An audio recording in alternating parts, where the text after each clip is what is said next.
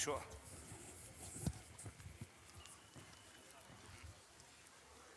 举证什么？强势主了吧？他们这天把了查着了，这个大概怎么？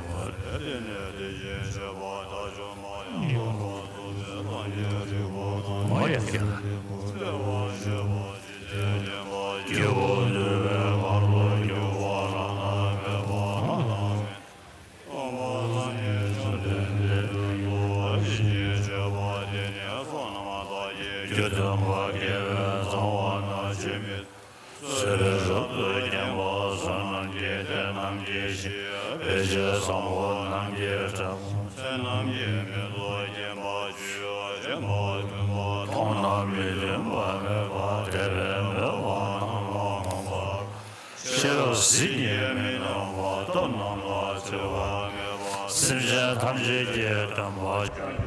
This is the sutra recalling the three jewels.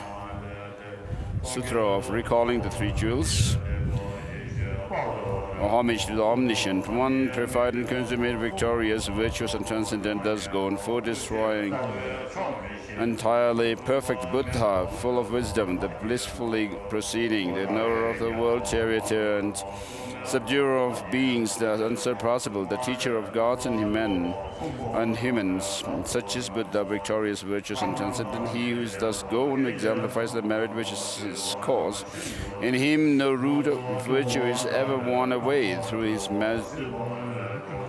manifold patience, he is excellently beautiful. He is the treasure ground of merit, adorned with the tokens of enlightenment. He is the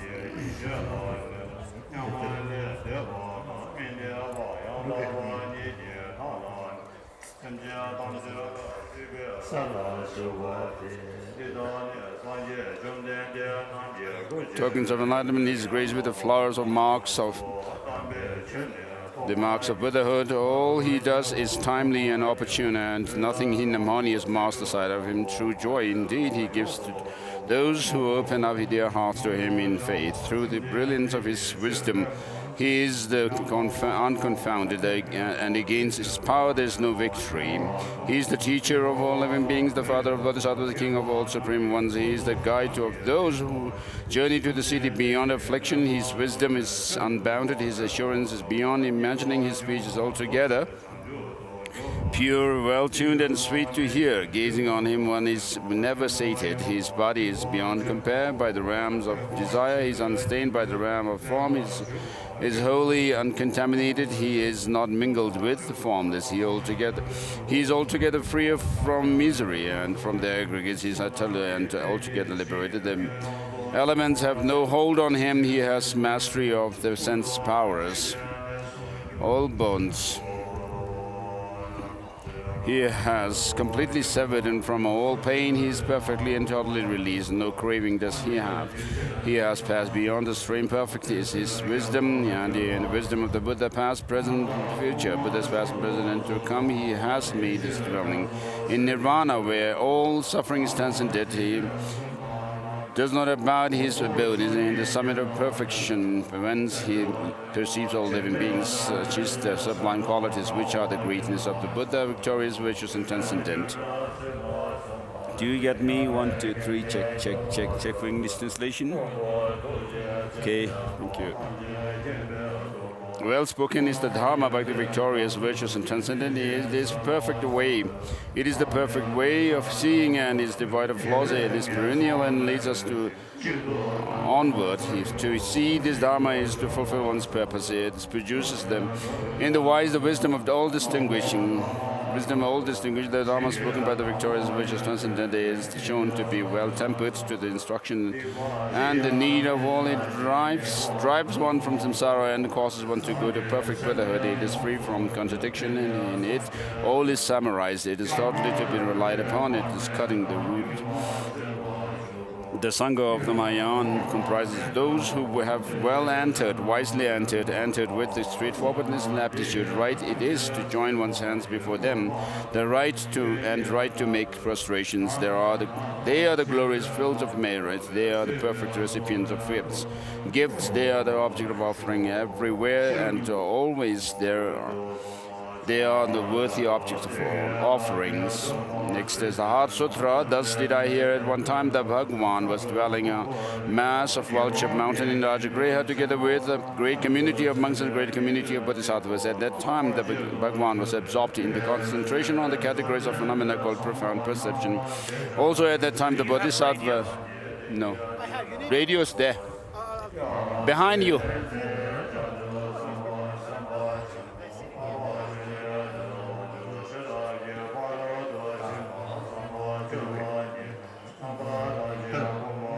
Also, at the number of this Mahasadvarya Avalokiteshvara looked upon the very practice of the profound perfection of wisdom and beheld those 5 aggregates also as empty of inherent nature. Then, through the power of the Buddha, the Venerable Shariputra said this to the Bodhisattva, the great being, noble Avalokiteshvara, how should any son of the lineage who wishes to train in the practice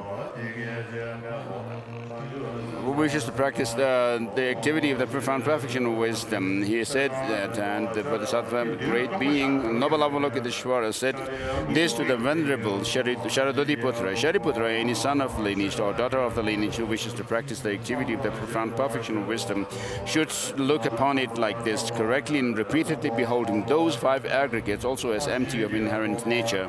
Form is empty, emptiness is form. Emptiness is not other than form, and form too is not other than emptiness. In this way, feelings, discrimination, composition factors, and consciousness are empty. Shariputra, likewise, all phenomena are emptiness, without characteristic, unproduced, unceased, stainless, not without stain, not deficient, and not fulfilled. Shariputra, therefore, in emptiness there is no form, no feeling, no discrimination, no compositional factors, no consciousness, no eye, no ear, no nose, no tongue, no body, no mind, no visual form, no sound, no odor, no taste, no object of touch, and no phenomenon. There is no I element, and so on up to including no mind element and mental consciousness element. There is no ignorance, no extinction of ignorance, and so on up to. And including no aging and death, and no extinction of aging and death. Similarly, there is no suffering, that origination, cessation, true path, and path. There is no exalted wisdom, no attainment, and no non-attainment. Shariputra, therefore, because there is no attainment, but the bodhisattvas rely on and dwell in the perfection of wisdom, the mind without obscuration and without fear, having completely gone past beyond error, they reach the end point of nirvana. All the Buddhas who dwell in the 3 times also manifestly, completely awaken to unsurpassable, perfect, complete enlightenment in reliance on the perfection of wisdom. Therefore, the mantra of the perfection of wisdom, the mantra of great knowledge, the unsurpassed mantra, the mantra equal to the unequaled, the mantra that thoroughly pacifies all suffering, should be known as truth, since it is not false. The mantra of the perfection of wisdom is declared. That Yatha Gate Para Sangate Bodhi Swaha Shariputra, the Bodhisattva Mahasattva, the great being, should train in the profound perfection of wisdom like that.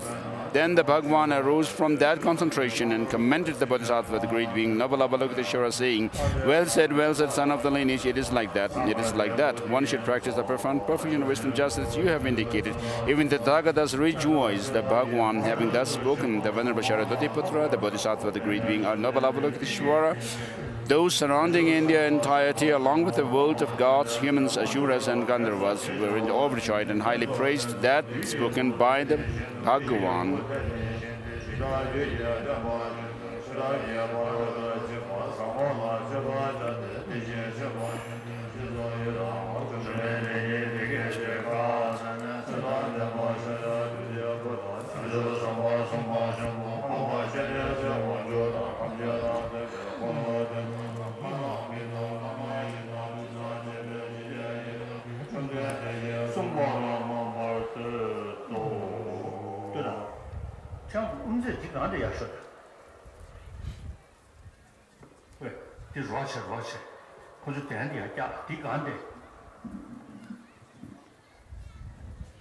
Holiness wants the chant master to come forward.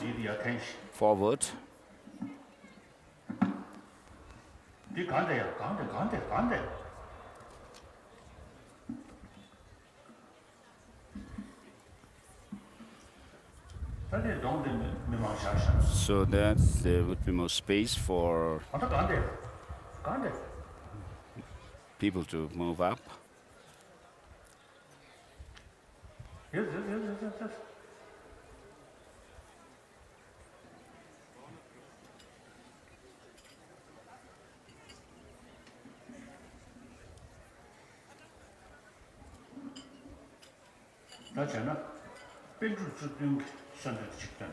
Let's recite the praise of the 17 Nalanda masters.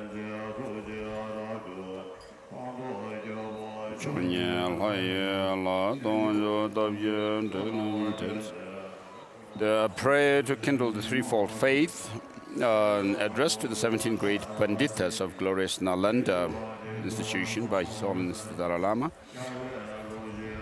Perfectly arisen through the compassionate wish to benefit beings, and more exalted even than gods, you have reached the supreme level of protection and abandonment and realization, and guide beings to liberation through teaching us on dependent origination. Mighty Shakyamuni, son among teachers in devotion, I pay homage to you. You brilliantly clarify the meaning of reality, except the ultimate intent of the Mother Panchaparamitas, with profound modes of logical reasoning based on dependent reasoning. Founder of the middle way tradition of the supreme vehicles, prophesied by the Buddha himself, noble master Nagarjuna, to you I pray. You were the foremost of his spiritual heirs, supremely learned and accomplished, a master of all the infinite schools of philosophy inside and outside of your own tradition, and the glorious crowning jewel of all who follow Nagarjuna's approach, Bodhisattva Arya Deva, to you I pray you clarify the wisdom and intent of the Arya, the ultimate meaning of dependent origination, as well as the profound and crucial meaning concerning merely nominal and imputed existence, and reach the level of supreme accomplishment. Noble Buddha Palita, at your feet I pray. Great Pandita, who founded the comprehensive system in which the extremes, such as the arising of true entities, are refuted, and valid logic and commonly perceived outer objects are accepted.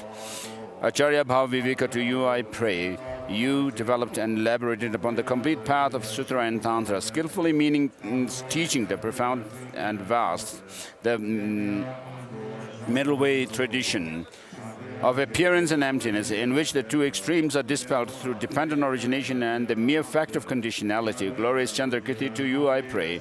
You skillfully revealed to the assembly of fortunate disciples the most wondrous and amazing path of the great compassion in so many ways and with reasoning both profound and vast. Bodhisattva Shantideva, to you I pray. Founder of the tradition which skillfully combines Medomak and Brahman, teaching the middle way, path of twofold.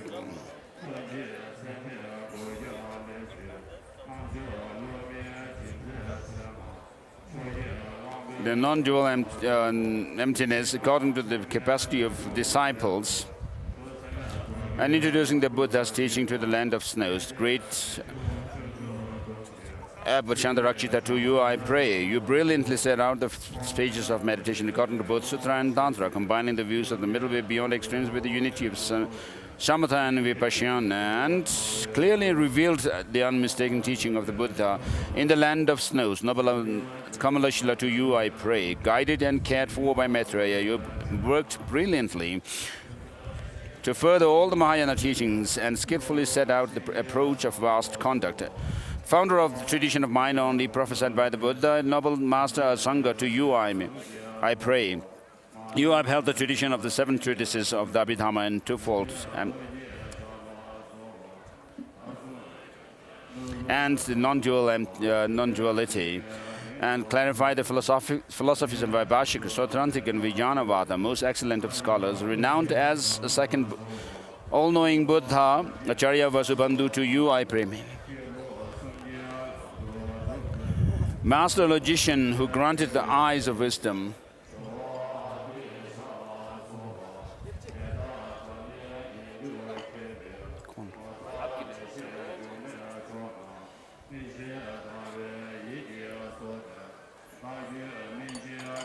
you set a line lamp which illuminates the text of ornament for realization and the meaning of transcendent wisdom passed down by the Sangha and his brother, in accordance with the Medomak tradition beyond all extremes of existence and non-existence. Arya Vimukti Sena, at your feet I pray.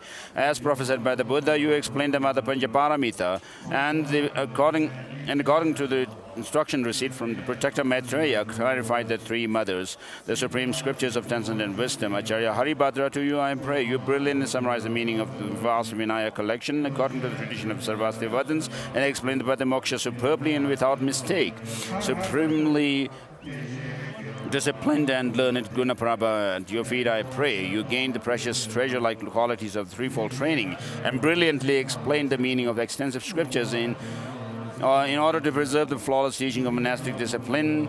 Supreme holder of Vinaya, Shaktaprabha, at your feet I pray. You imparted all the profound and vast teachings given by the Buddha by explaining the paths for beings of the 3 levels of spiritual capacity and caused the Buddha's teaching to flourish within the land of snows. Kind and precious Lord Atisha, to you I pray.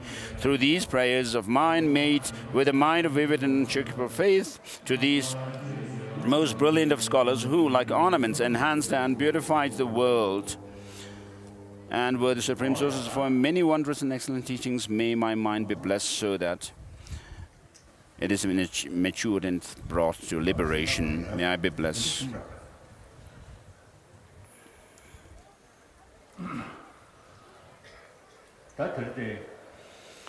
So today we are going to have a Dharma discourse.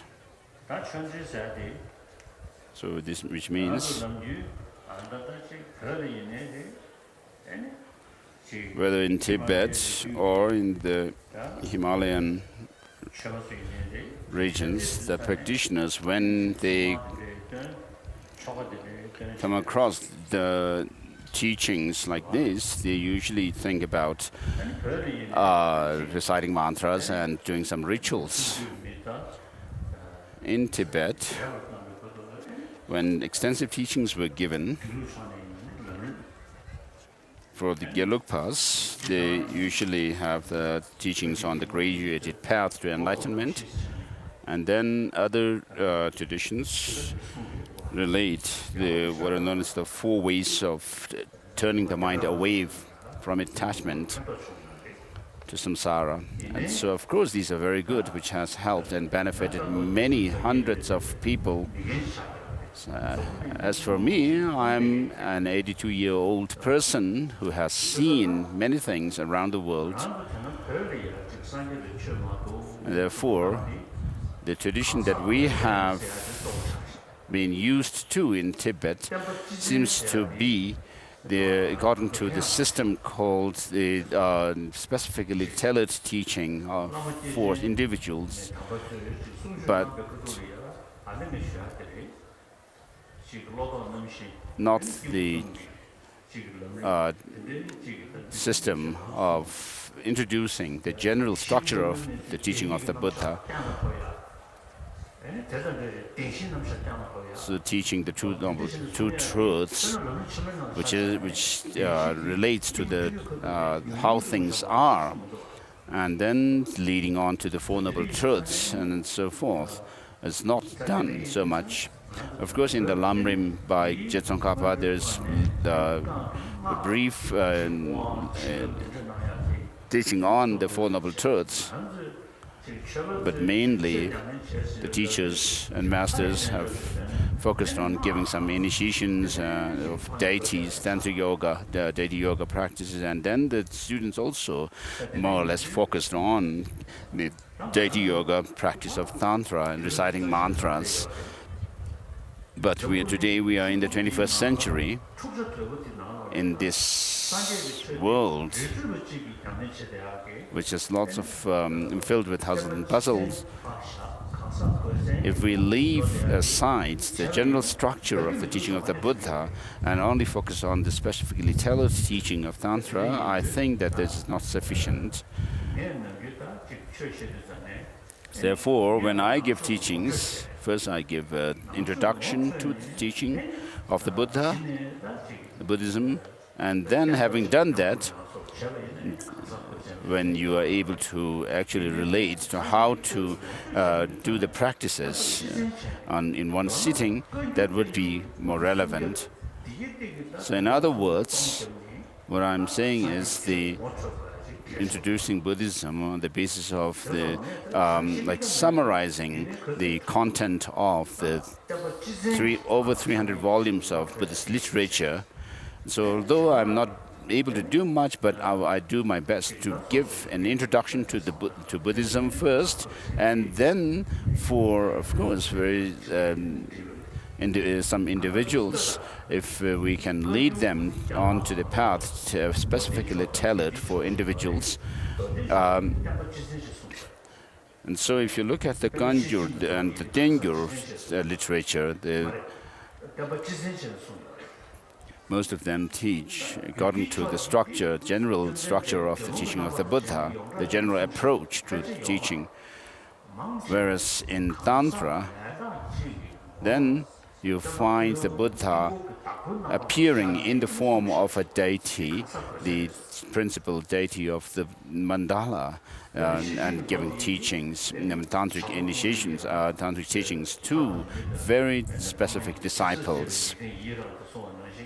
So in the case of, for example, the Heart Sutra, at the end we find mentioned that in the assembly, in the audience of the teaching of this perfect wisdom, there were the humans, gods, asuras, gandharvas, and so forth, which shows that there is a huge number of different types of beings listening to the teaching.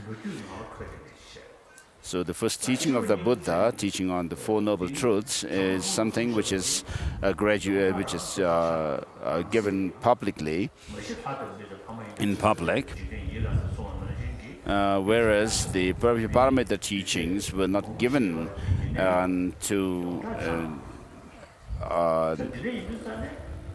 publicly like that.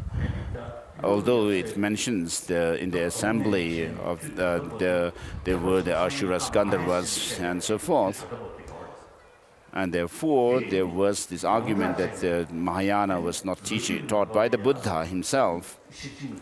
Mahayana was not the words of the Buddha, because these teachings, like the Panchaparamita teachings, were not given in public, in big assemblies of disciples. And particularly there were people who said, even in the past, that Tantra also is not the teaching of the Buddha. It is actually taken from the Hindu tradition. But in Tibet, Tantra became very prevalent. In Tantra, of course, Vajramaster is very important, therefore Guru is said to be very important.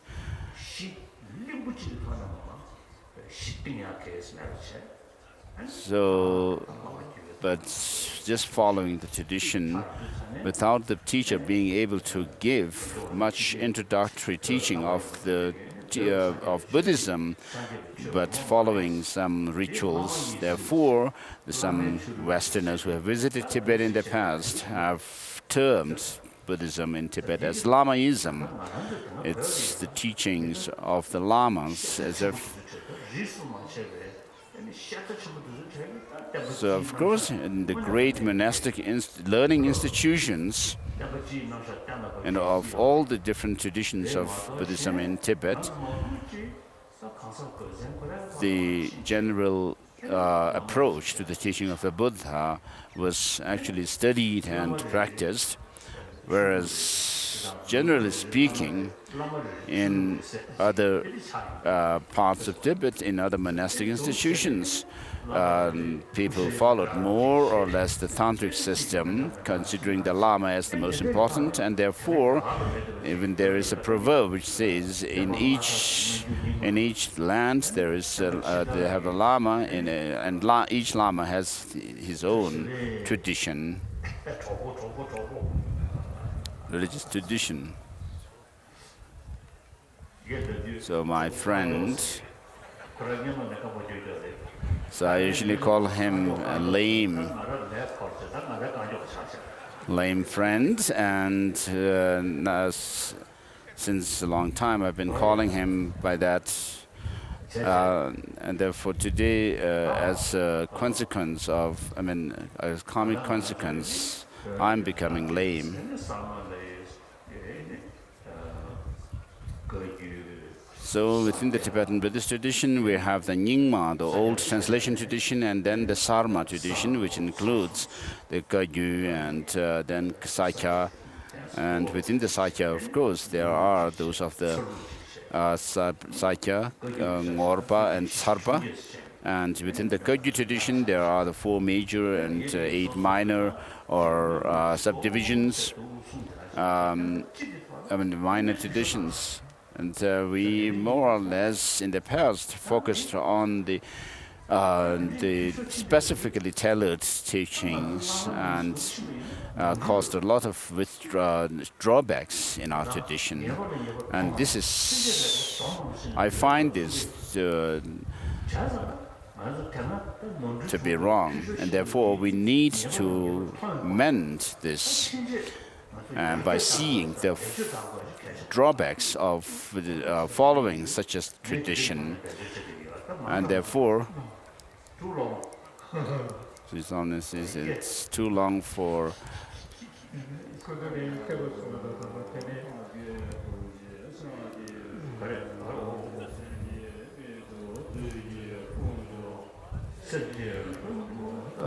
this is a blessing for the tea.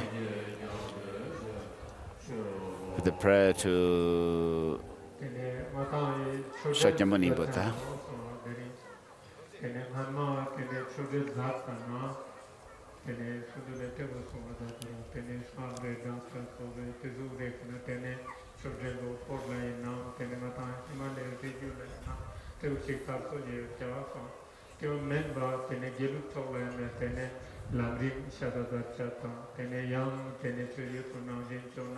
Lodok nam di dekane tene tizu ke thokna tene chobe zade chawa so te chobe zatsu loche tena tene kanza boshan dekan bo na sambo jut ke chawa tene mi nyu tene kumbun dasa gonglo jechu kabi lapeste tene jiktene tene na samma ko ji zikte tene kanza boshan dekan bo tene nyu tape te milan kanje tene sangar chitane tene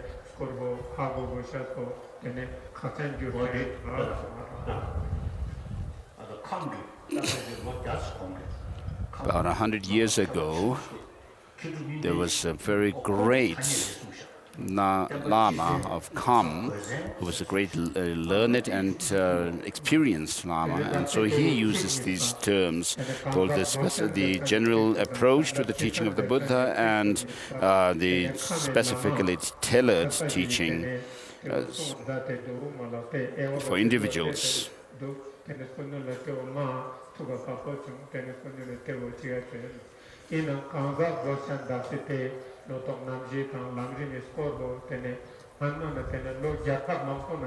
tene porla sono in Himalaya giurele sono in Candigiate ma hanto chemo io chiaro sono Tateo Nanzilla tene standard citan tene spondu ne senso sundu che tene standard citane torna cavo che tene nalande khase tene soju canbo te torna tene cavo gosato ma khasen ju duru sono tene tene tene sono penna Digi Sonko Chetana, Tenemi, Nimanga, Tenen Sunkanji, Kawachetana, Lojusan, Dankanji, Lojusina, Yokanji, and all. Tene Sherat Ninko Chetana, Tene Chagotumpe, Gia, Soma Zachapa, Hana Mina, Hama and Kezu Mampoji, Tene Soma Zacha, Inna, Kevachetana, Lojusina, Netan Constitution, and all. Tenatola Snasko Chetana, Tene Sanji Sundanda, Tene Hajige tene nampa tene zuwa tula date tene smasko tene lastaktan tene ni mana la tene zampo sakkan kala tene kan tezu kachi so kyamene mimam tene tene deji so so maga cha so tewo so ba sam tesimata kolla so tewo namji je tezu cha so tebija tene podla tene lama one konga tene tene tuga bakane tene chokumi che samate kanza boshan date sumata chaasa tene bi jaste tene smako kertena lama stor sike jivijaste tene lama be te sumkano tene nilu ne tene tola dosa chosatyo tene yane dakan bijaste tene porla dasinga tene saa kuzla dekana sakya dekana karyu dekan te chanko tene choduko tene tezu wajum tene lama konde tene ujagana sui sato sui marco te duanante te duana tamdiga tene te jukyanso jo nyeto na tene marikanta se fondu te tene ketena siga tena yucho strongo tene katan te kyaso ta tena na bete so tene sacha sosia samotama samu satsum de te tene prana tene rigmida damida sum kyaso tena namjin tene kargi dina tena kargi cheji chungya dete tesu mapo tene yongsha sora sombasan tibu ketena natan ketena atota yukyapa ina tena yucho chegusa kate yute chas manata dita dasa tene turam nishu sapsike chigabu inkan bijaste tene natan ketena standard chitan tene sangyase tene So with regard to the Nyingma, there are the teachings of the karma, and then the revealed treasure, hidden teachings, and then there are so many of these hidden treasures which were revealed, and accordingly people follow the different strands of these revealed treasure teachings.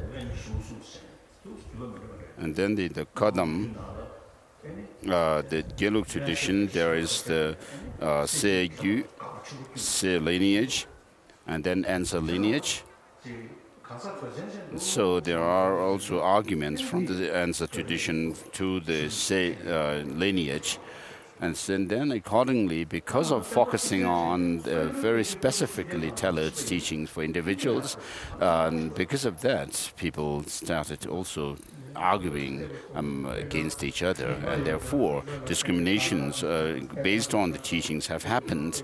Whereas if we focus on the general approach of the teaching, there won't be such disagreements and discriminations.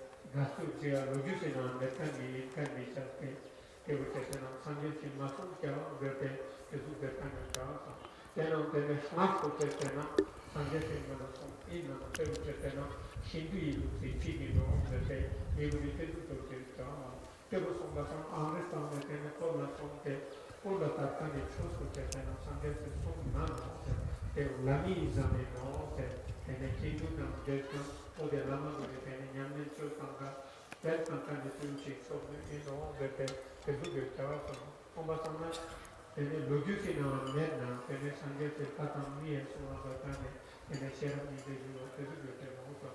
Songbasam could be Nandu. Standard system do tene G state tene kanju na chi so the kando te o desa jamata te o ni na a go to te te na tam di bona tene kuja ni su pati te na su so go cha ta tam di to te no te ne pata na te no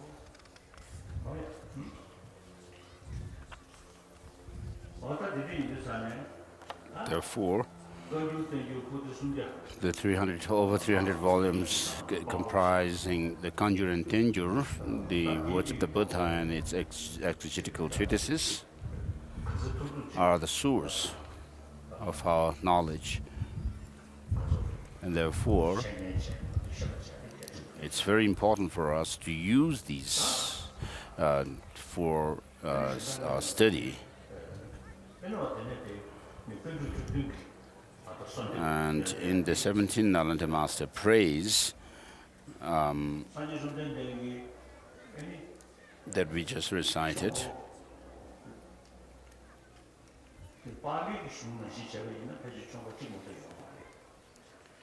according to the Pali tradition, the Buddha turned only one wheel of Dharma, whereas according to the Sanskrit tradition, there are 3 turnings of the wheel of Dharma.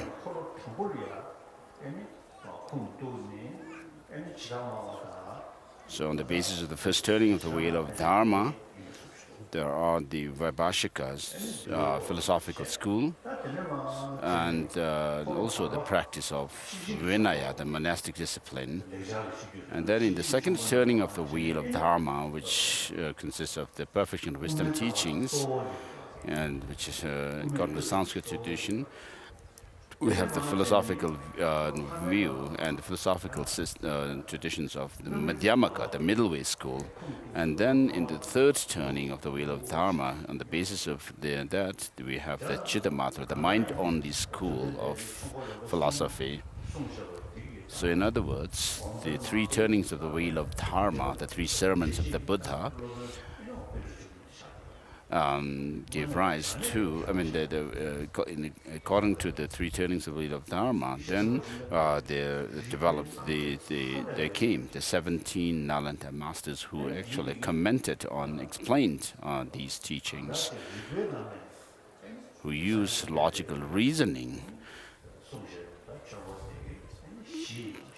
to come to the point of establishing the truth, the ground truth, and then the proceeding along the path, and then the resultant stage.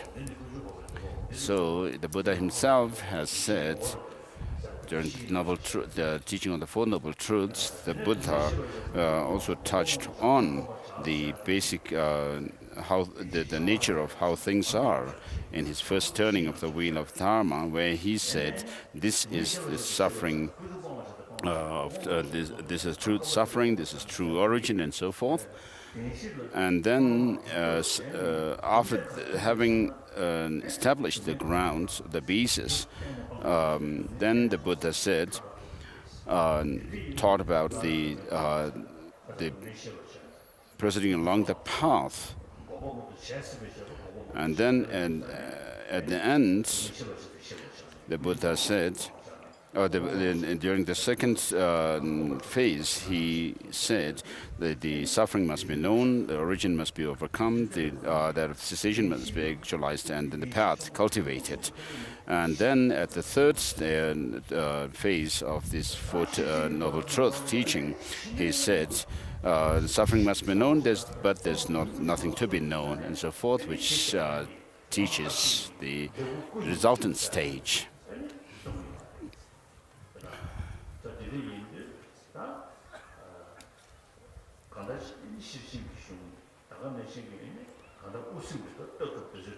And then this is elaborated further into the basis being the two truths, and then the path and comprising method and wisdom, and then the results comprising the two true Buddha bodies. So these are explained on the basis of logical reasoning, following the Medomak tradition, philosophical approach, and using logic and reasoning. And therefore, if when you are able to understand these, then you can actually face challenges against the teaching of the Buddha. So once there is a story that some Lama was giving a teaching, and one person from the audience asked, "Where is the Buddha that you said to be a very holy or sacred?"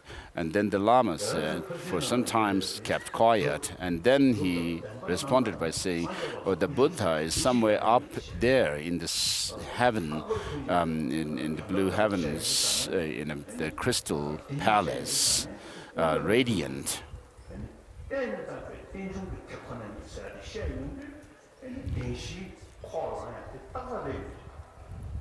So instead of saying such things, if the Lama were knowledgeable, then he would have touched on the teaching of the two truths, which shows that things are dependently originated, dependently arisen.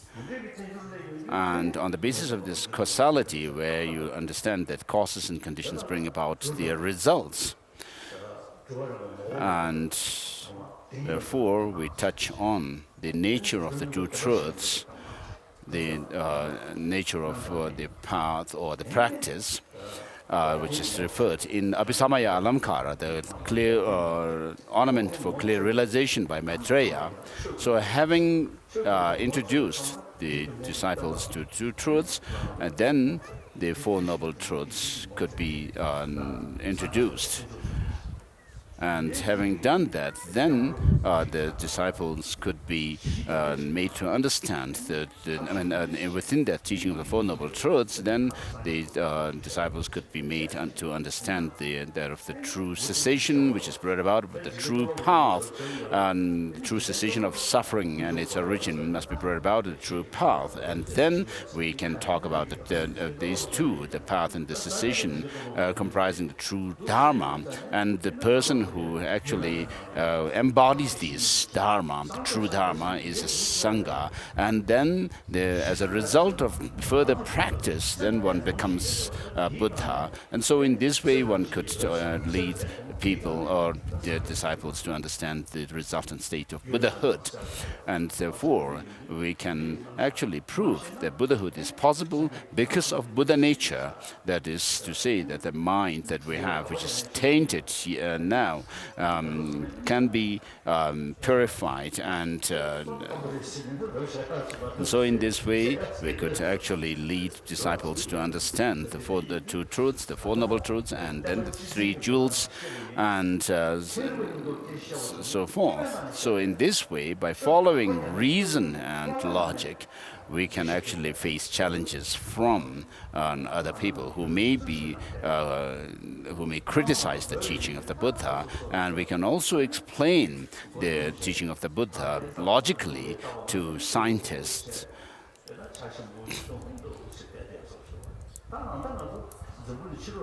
So in the past, of course, Tibet remained isolated without having any contact with outside world, and we were more or less satisfied with what we were doing. But today, we are in we have access to the wider world. So in such a situation, if you have to say that I really don't know much about Buddhism when you are asked about what the teaching of Buddha is about, then that's a shame. It's a shame. So the way we were following the teaching traditionally was quite a drawback. There's a shortcoming in it, which means that we were following the teaching blindly and on the basis of blind faith. So the teaching of the Buddha is not something which should be followed blindly with blind faith. But the Buddha himself has said, O monks and scholars, just as a gold is tested by burning, rubbing, and cutting, likewise you should examine my teaching thoroughly and then follow it, not because you have devotion to me. So what he's saying is that those who follow him must not follow him out of blind faith, just taking his words without doing any kind of analysis, but they must do analysis and experiment the teaching. And therefore, we can see that we can see the Buddha being so confidently telling us that his teaching must be put to the test of reasoning and experiment. So, of course, amongst all the teachers, the founding teachers of the different religious traditions, it is only the Buddha. Nobody else has said that his teaching should be analyzed and experimented. And therefore, accordingly, we should use our intelligence and gain the understanding of the teaching based on reason and be a 21st century Buddhist.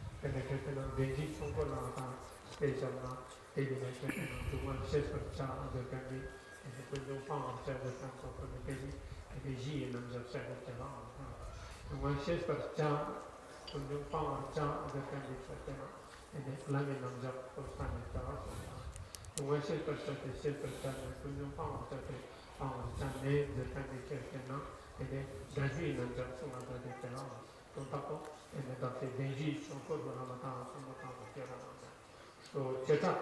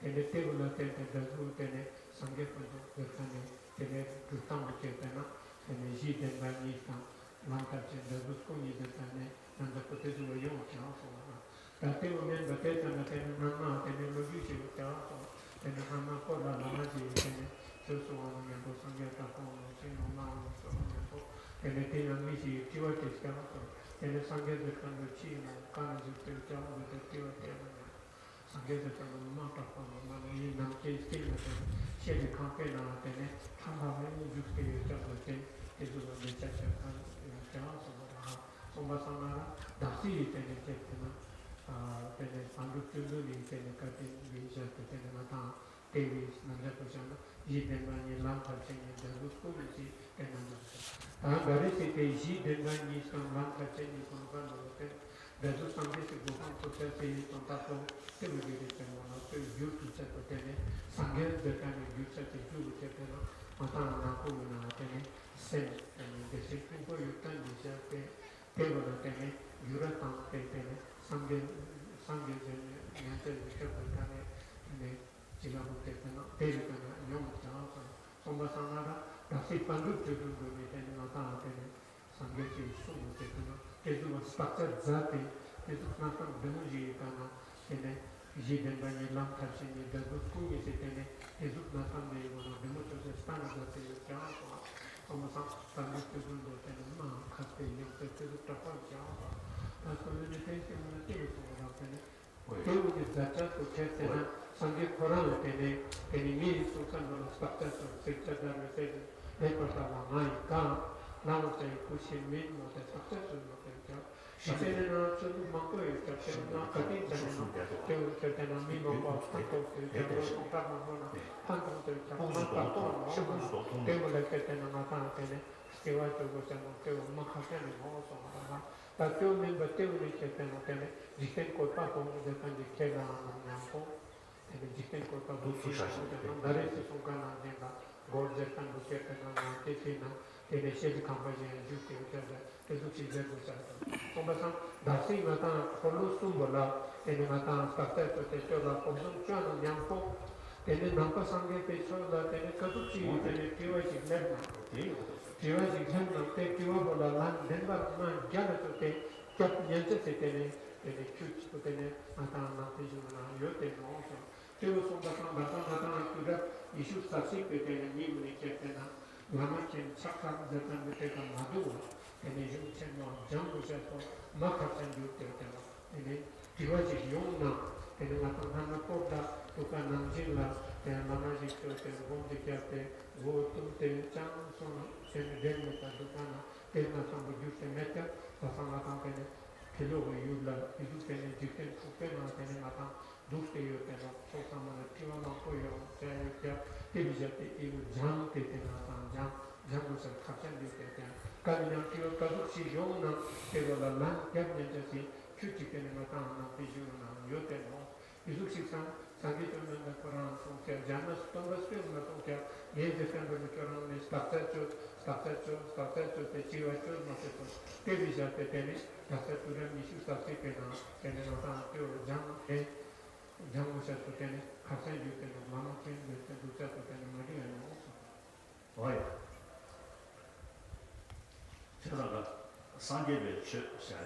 So, regarding the teaching of the Buddha, it is something that can be explained logically and explained to reason.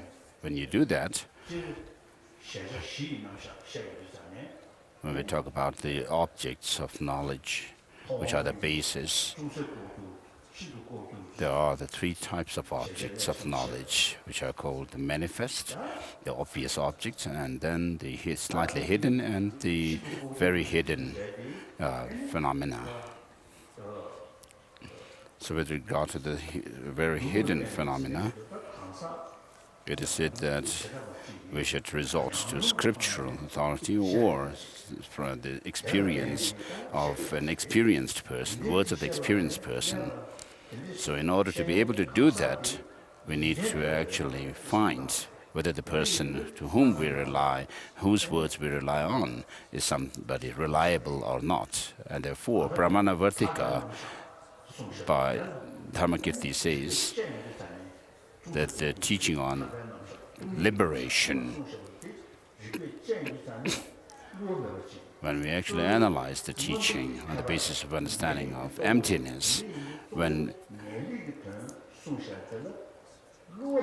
so understanding of emptiness leading to liberation and so forth, whether this kind of teaching is something which is infallible, which can stand the test of reasoning, is found to be, when we find that it can actually stand the test of reasoning, and then we can actually infer that the other teachings, which are very hidden, can be taken as reliable.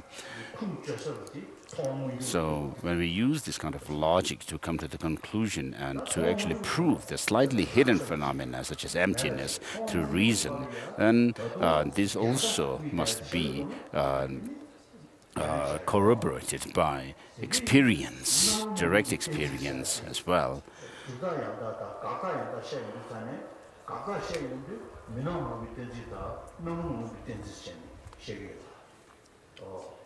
So within the logic, there are those logics where we see that if something is observable and if something exists, that it must be perceptible.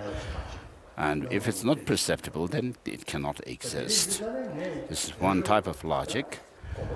And therefore, based on this kind of logic, I usually reject, of course with due respect to the former scholars, I reject the existence of Mount Meru as the center of the universe or cosmos. So according to the Abhidharma Kosha by Vasubandhu, it is said,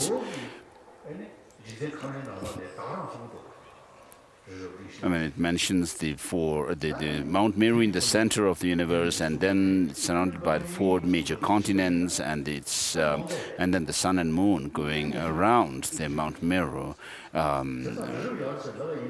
rotating on Mount Meru almost at the same height and so forth. These cannot be taken literally. Of course, it's not only Abhidharma Kosha by Vasubandhu which says it, but he was actually following what the tradition which was prevalent at that time.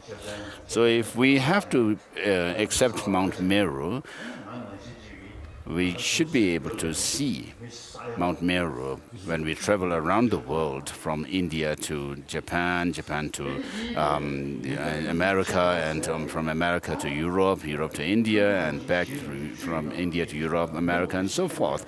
Nobody has seen Mount Meru during these their flights. So Mount Meru is said to be 80,000 leagues beneath the ocean and 80,000 leagues above the ocean. And it is said that the sun and the moon are going around the Mount Meru, almost at the same height, and then it is said that the moon and the sun are almost same in size. That sun is 1 league or yojana bigger than the moon. But of course, I studied all this, but actually, the sun is much more bigger than the moon. But because of the distance of the sun from the earth, and there are some light. It is said that the sun is some light years away from the earth, and because of that, we actually see the sun small. So today, this modern science, mathematics, by using mathematical calculations, can actually calculate the distance of sun and the moon, and distance from between the moon and the earth, and the distance from between the earth and the sun, and so forth, very accurately. So even if we do not accept the existence of Mount Meru and so forth, as explained is described in our traditional text, it doesn't really harm the teaching of the Buddha as such. So you should not feel shocked when you are told that the Mount Meru does not exist as it is taught in the traditional text. So of course, Master Vasubandhu has actually explained this in Abhidhammakosha, but he was actually following what was prevalent belief at that time in India, in ancient India. So just because the Mount Meru does not exist does not mean that we can reject also the teaching on the Four Noble Truths and the Two Truths. So these can be verified through logic, reasoning, and then also direct experience. So what science deals with is obvious objects.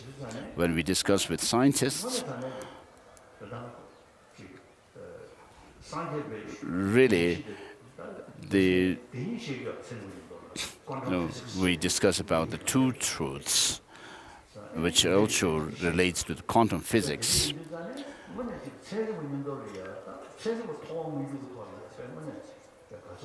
So science, modern science, actually does a lot of investigation into what is obvious, and therefore, regarding what is obvious, the empirical objects, science can be taken reliable.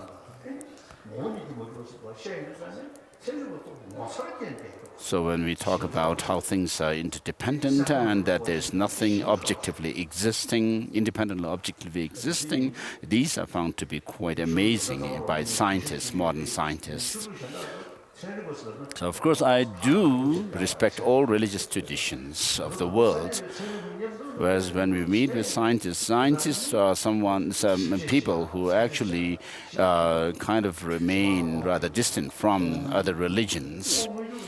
Whereas when we have discussions with scientists, I mean, the teachings of the Buddha relating to two truths, relating about two truths and the Four Noble Truths and so forth are something which we can actually prove. And so scientists are actually dealing with what is obvious. So anyone in the audience who wants to challenge me, so even if the Mount Meru were existent and it would be an impure, within the impure realm, and the sun and the moon also are within this realm of impurity. So in the past, I have, many years ago also, I have said to people that the reason and the purpose why the Buddha came to the world is not to measure the world, the distance from the sun and between the sun and the moon and sun, earth, and so forth, not to talk much about the cosmology as such, but to teach us the Four Noble Truths. And how, on the basis of understanding the Four Noble Truths, how do we go about with the practice of adopting certain things and discarding others? So if I don't explain in this way, some elderly people who make lots of mandala offerings, which is actually symbolically making offering, visualizing the cosmos according to the traditional teachings, might find it quite shocking. So you should know how the cosmos is explained in the by modern science and so forth, and also understand the teaching of the Buddha, which is called approach through logical reasoning, is.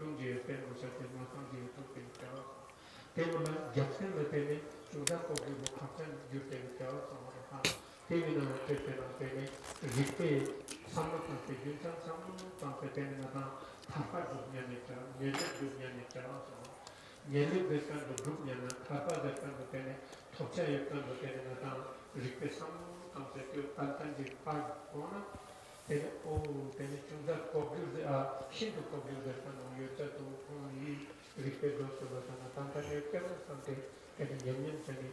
lungo le pente tutte mata tu bio chiamo allora deve che tena shinto kokyuri tonta benanda bene giunta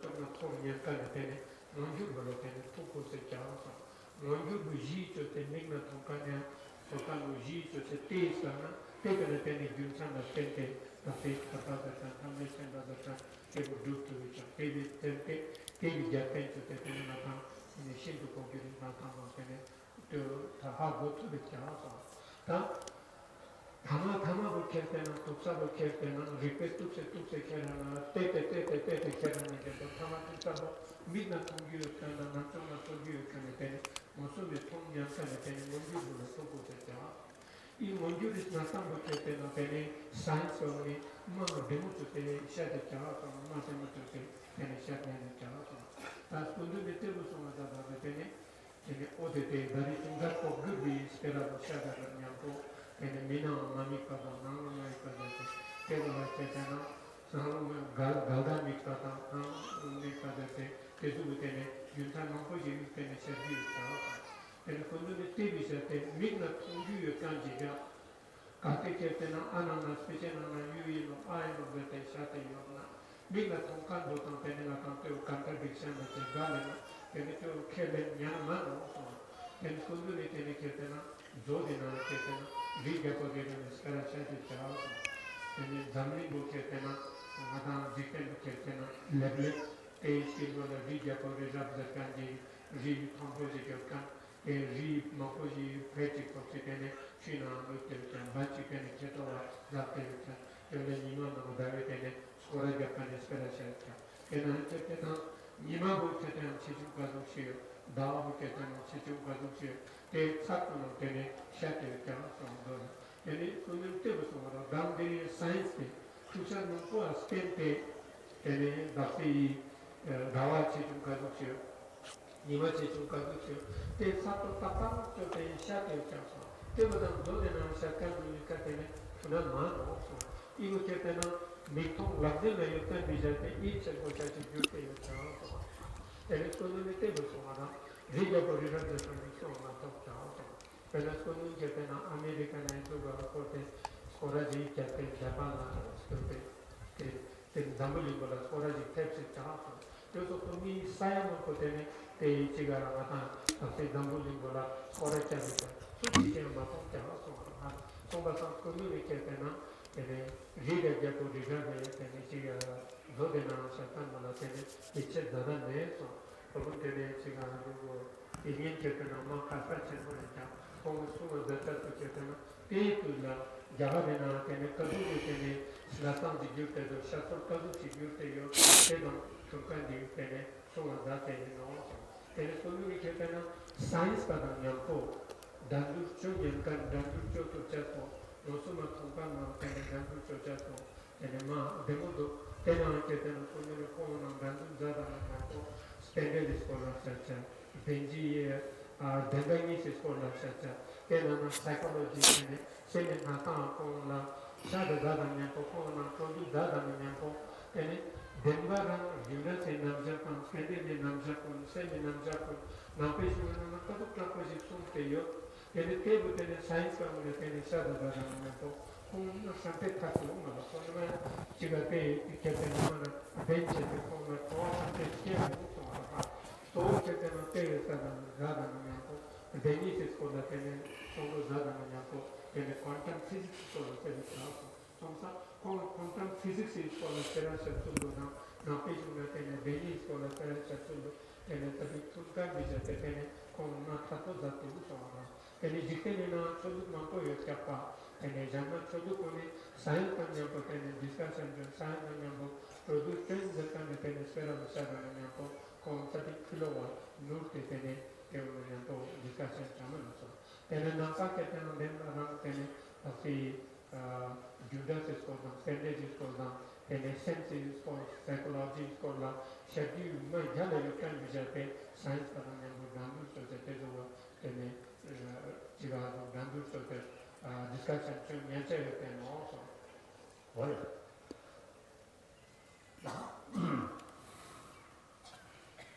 That's true, So generally speaking, Dharma or religion is something that's needed. So in this world where we have lots of, there are people who only think about material development and progress alone, gaining wealth, property and so forth, and also name and fame. So is it sufficient to just pursue that? If it were the case that mere material development alone can give us peace of mind and mental development as well, then it's okay. But if you look at the world today, of course we see lots of natural disasters due to flood because of too much torrential rain, and then other times due to lack of water, rain, and so forth, starvation, and also harm through natural disaster through earthquake. So of course we cannot do much with regard to these. But today, most of the suffering that we face and experience are caused by us, created by us humans. So in the world, in the 20th century, there were the First World War and Second World War, the Vietnam War, Korean War, and how many people have died during these? Some historians say that it's over 200 million people died through these wars. But at this time, we are peaceful here, but at the same time in the Middle East and Arab regions, how many people are dying? How many people are dying of starvation in Africa? It's really sad, isn't it? So when we think about those sufferings and the problems caused by humans ourselves,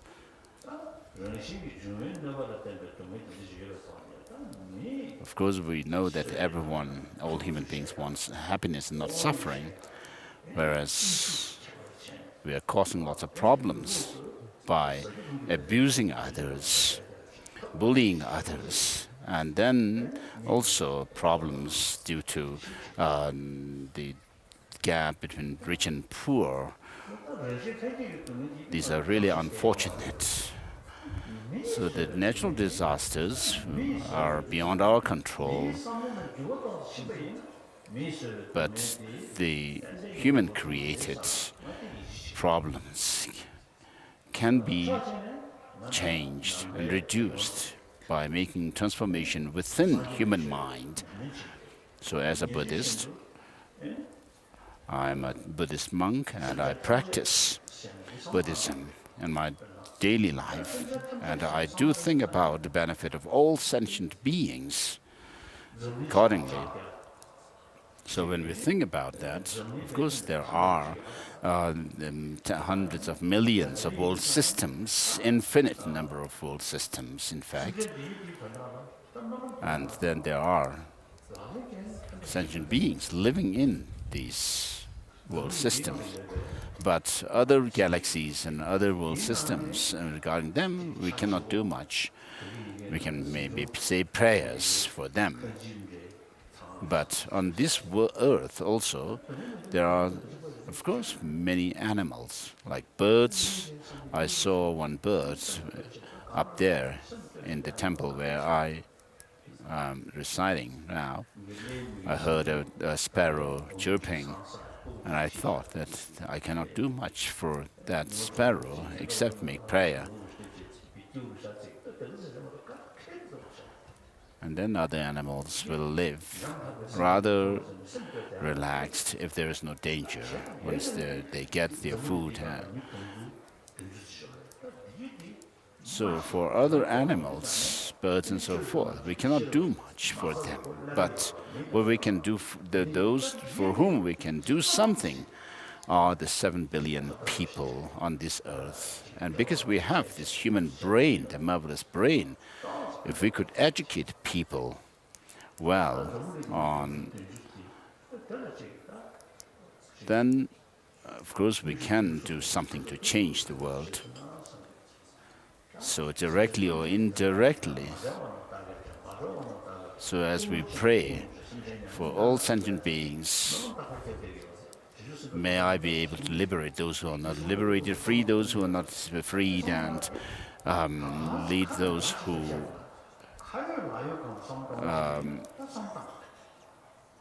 to the omniscient state of Buddhahood, those who have not reached. So if these prayers are, if we really mean what we pray for, I mean, we should be practical about what we can do at the least. And so it is the 7 billion people on this earth for whom we can do something. And the way we can help 7 billion people is through secular ethics. Whether they are believers or non-believers doesn't really matter. Everyone can practice secular ethics.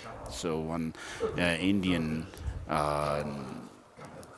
politician, Advani, has said that in the past, in India, there was a philosophical school called Charvak, which was actually criticized by all other philosophical schools of India. So while they criticized the Charvaka philosophy and its assertions, they do respect other traditions, respect the practitioners of Charvaka tradition itself, referring them as rishis or sages. So Advani told me that in India, this tradition of respecting all religions, as well as those who have no religious belief, existed. And therefore, there is already this practice of secular ethics. And so the 7 billion people on this earth are the ones for whom we can do something. So all of them are those who want happiness and not suffering. We do not need to find reason, use logic to come to this conclusion. So this human brain that each and every one of us has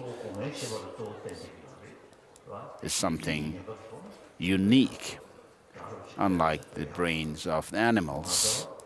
So of course the animals are not able to see the future. They cannot have far sight. They can only deal with what is immediate.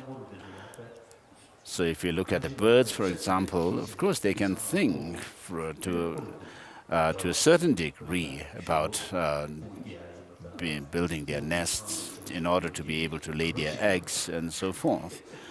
And so that the eggs could be laid in a safe nest, because they know that they will give birth to a child. So 7 billion people on Earth have this marvelous brain with which we can actually think about long-term effects and so forth. So if we look at ourselves, we can see that if you have peace of mind, you'll also have physical health. From my own experience, this is the case, although my peace of mind does not have any effect on my knee problem, cannot solve that problem. So, but then I can see that it really has, this peace of mind has real effect on my physical health. So all humans on this earth, the 7 billion people, want peace of mind. So secular ethics is that means which can cover all 7 billion people. So this can be actually educated from kindergarten upwards, up to the highest universities. So this can be related in connection with the psychology.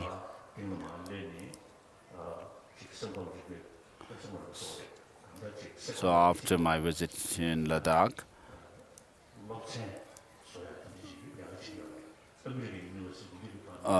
some people are actually in India itself. Some people are working on secular ethics that can be introduced to the secular, the school systems. So in America, there's one city which is called the City of Compassion, and another city which is called the City of Compassion. So Anaheim and Louisville cities, respectively. So they do actually talk about love and compassion. So these cities have called themselves the City of Kindness. Having done that, City of Compassion and City of Kindness, have also followed some programs for children in the schools to have calm minds, calm states of mind, and not be agitated and so forth. The education on that, as well as serving others in the city. And accordingly, they have found that the children have become less restless and calmer and so forth. So they are not talking about future lives, rebirths or next life and so forth, but we are talking about here how to create an individual who is happy and peaceful, and through that, how to create a peaceful family and then a community and so forth.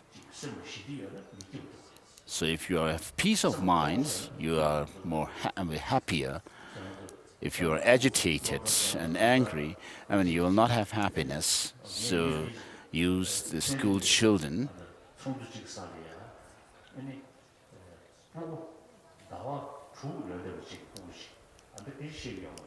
and during one of my discussions with scientists, they actually presented a cartoon or an animation where the scientists showed two infants, two cartoons. In one of them, one child was trying to push a ball uphill, and then as and another child comes forwards to help that child to push the ball upwards very happily.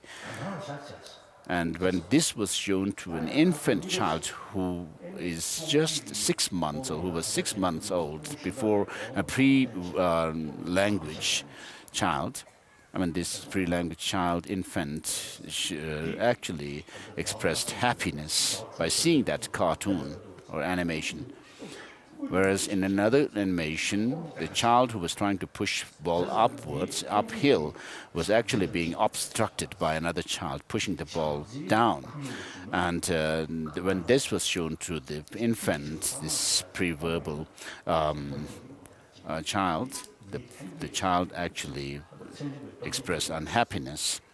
And so from these experiments, the scientists make this conclusion that basic human nature is compassionate.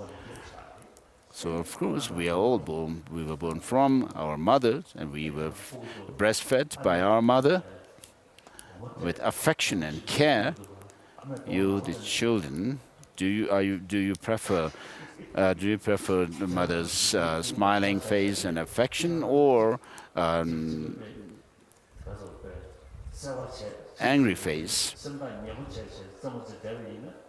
So if you play with your schoolmates, classmates, you'll not even feel hungry. Whereas if you fight amongst yourselves, you feel rather unhappy So agitated. So even animals appreciate love. And if you show stern face, angry face to them, then they also do not like it, do they? So therefore, for all humans, love, affection, and compassion is very crucial. It cannot be bought from the markets, but it's very valuable to us. So you need to understand the positive qualities of love and compassion and the disadvantages and shortcomings of the opposites of love and compassion, which is anger and so forth. So we need to, accordingly, by seeing the pros and cons of these, then we could actually enhance love and compassion and reduce those of the negative emotions. So between the physical and the mental pain and pleasure is more serious. So we need to actually deal with the constructive emotions and reduce the destructive ones. So if we could educate people right from childhood about how to build the constructive emotions and reduce the destructive ones, and we could help the humanity. So as a Buddhist practitioner, I do my best to give this message to the world. Just as we pray, may all those who are not liberated be liberated, and may those not freed be freed, and so forth.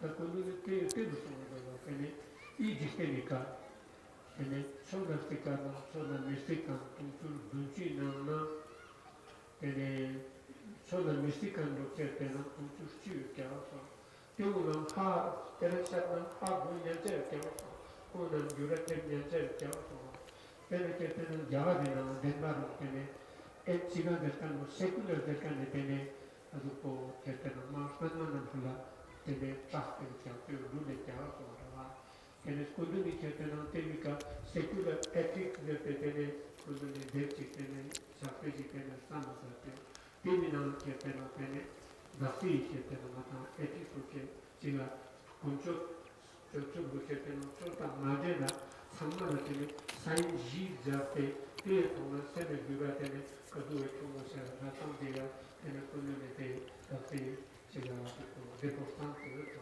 때문에 자라리나 때문에 세kulर 대한 부채는 소시 에원의 중고라는 소리가 수시로 되는 때 저를 중에서 제주 메카를 때문에 팀식을 잡고 막아서 그렇게는 수능만 나타나요.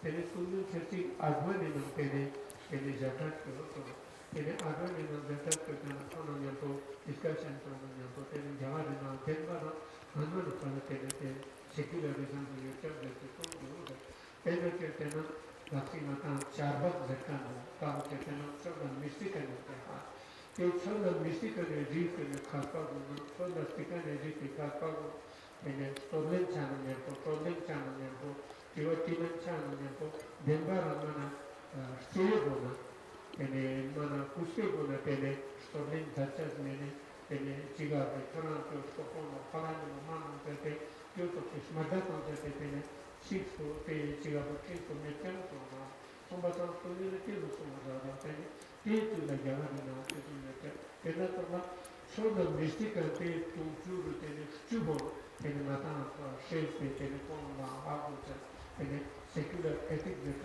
certain well can in a science and development, social studies and development, education, strategic something and the table can Hatagonina and in the garden and things that they need to concerning our strategic dignity. Now, me to some of the direct table to Yandu. लेकिन चिपा को टुडो ने ना तो मिनु पास हो रहा Spain के तना तो ये भी से जाती जिसु में पे तुझे ना चिपे सांसी साथे जो मलाका पे चिपा को ने कोरान चूल तेने चिगा तो कांचे से तेने आजू को सांसु से तेना स्कूटों से बोलो से जंपर से चूल तेने मिनु से तेजु नाता में सामोचिक को नाता के चतुर्थ से जो तेने ले J'ai fait un peu pour vous, il y a des gens qui passent de vous, et les corbeaux de Ténaïo, et Ama Uri, Ima Uri, et les Nima Tono, et Yogacara, qui peuvent se faire de Tschida, Nia, Mans, et pour la Sabbat en cette équipe, Yogacara, mais qui toujours on a autour de ces challenges, demain c'est cette Mans, qu'on a dit, on s'est sans autant fait, sans que ça soit toujours une façon de la chance. Là, 이제 상태되는 이제 보면 자체 매니 보면서 되게 유래 자체 되게 사직장 매장 소가 내게 제가 맞는 미에 되게 유래 자체 되게 판수요 되고 보면서 미는 되게 이제 생산물이나 이제가 어떤 세미 시대 여기까지 이제 약간 세미 시대 여기까지 진짜 너무 좋아라. 그래서 그는 이때 무슨 이제 그렇게 되나 Dengar Kyola Natana Tate, Storuchi Jona, Keluketena, Pechuketena, Yaget, Tantani Tenova. And the community Chila, America, and the Ketana, Pocket Need, the Pocket Chicola, Kind City, Chicola, City of Compassion, the Chicola City of Kindness, that the Tuaka, Tumina Ketena, Chugula, Tantan Ketena, Indeed, Tene. Santata Nide to Matenu, Tankan Vijate, P. Udin Kani Shugula Tene, Control the Sana, Pelu Chitena, New, Tenestalabuna, Banco, the Supnatandi, Rututu, Monaha.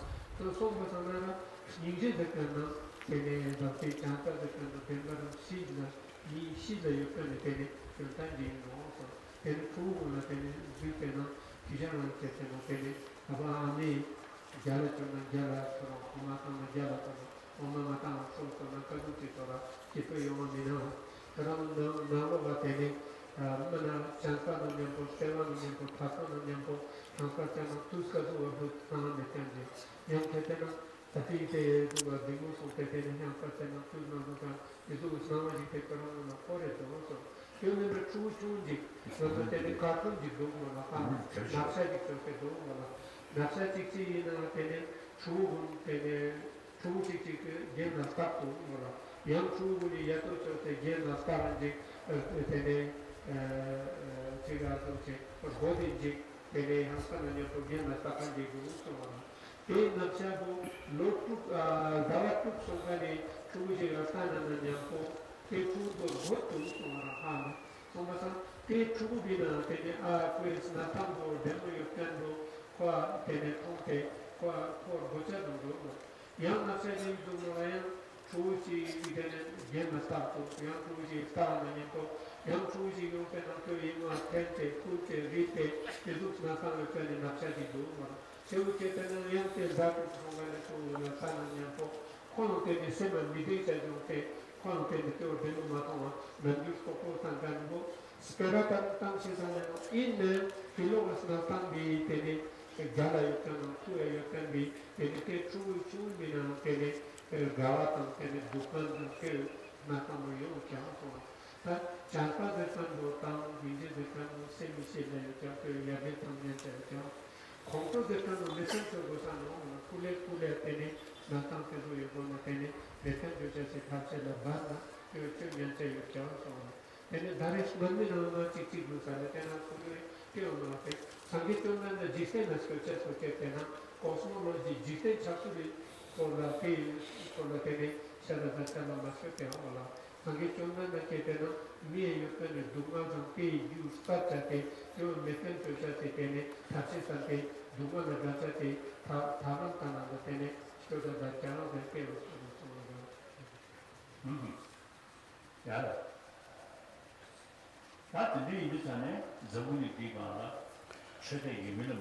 So irrespective of whether people are followers of believers in religion or not, all 7 billion people, through education, should be educated in love and compassion, in order to create, so that we could actually create a compassionate world. Therefore, my friends, scientists and educationists, and many of them are working for this. Through education, they're working to promote love and compassion through education. And therefore, all of us here, including myself, we are part of the 7 billion people on this earth. So you need to give thought to this. We all of us make this prayer. May all sentient beings have happiness and the cause of happiness. May all sentient beings be free from suffering and its cause. So, if this is real, if you really mean by these prayers, then we need to do something. Where we can do something. And then in the promotion of love and compassion, we need to do it on the one hand through secular ethics. And secondly, there are many different religious traditions on this earth. There are those theistic religious traditions and non-theistic religious traditions, and those that assert an independent self and those who reject independent self. But all of them have the same common practice of love and compassion, such as the practitioners of Christianity and Muslim, the practitioners of Islam and so forth, do practice them, love and compassion. Whether they are Hindus or Jains Zoroastrianism, and Jews, and so forth. I mean, all of them practice love and compassion. If you just say that you are a follower, or you are a Buddhist, or Christianity is Muslim, and so forth, merely in words, then that doesn't really mean much. But we have real practitioners, genuine practitioners in all religious traditions. St. Francis of Assisi has a prayer which is very similar to the prayers we find in the Bodhisattva Charya Avatara by Shantideva. So in all the religious traditions, we have this common practice of love, compassion, patience, and tolerance, forgiveness, contentment. I've been to many Christian monasteries where I have found the monks living very humble life. There's a simplicity, and so there's a practice of contentment in them, whereas in our monasteries, the monks have lots of stuff in their houses.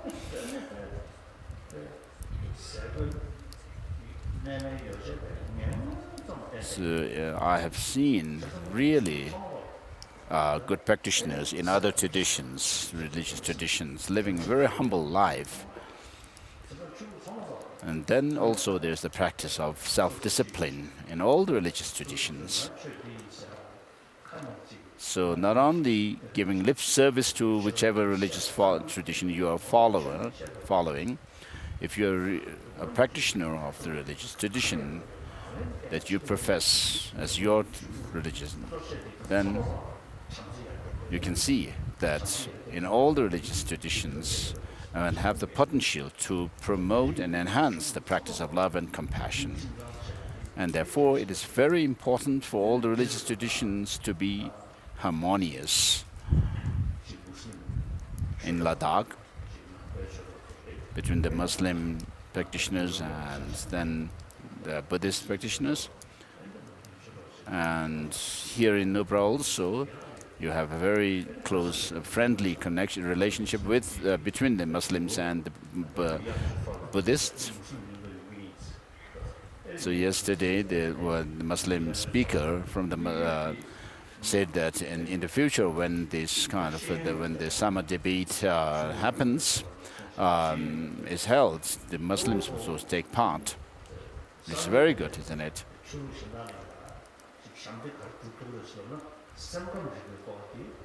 So from amongst all the religious traditions, what Buddhism can actually contribute to other religions is through the knowledge of psychology, and also through the understanding of dependent origination, we can serve other religious traditions, contribute to them. So I have a very good friend who was really a strong supporter of Tibetan issue. And we have lots of discussions. We used to have discussions on cultivating single-pointed concentration, shamatha, and so forth. And one day, this Christian minister asked me about emptiness. And I told him, don't ask about this. This is a Buddhist business. It's not your business. So because when we talk about dependent origination of things, what this actually says is that nothing is absolute.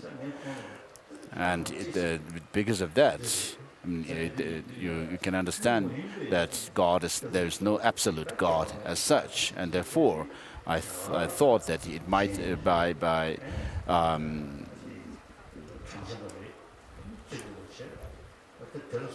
if he took interest in this, his faith might be underestimated by this teaching on dependent origination. So in India, of course, there is the understanding of law of causality, and in order to explain past and future lives, the religious traditions came up with this idea of an Atma, or an independent self or soul. which is said to have come from the past to the present life, and from this life then it will go to the future life. And so this is explained on the basis of law of causality as well. Whereas in Buddhism, it is said that things are merely designated, just as a chariot is designated on the basis of its parts put together in a certain dimension.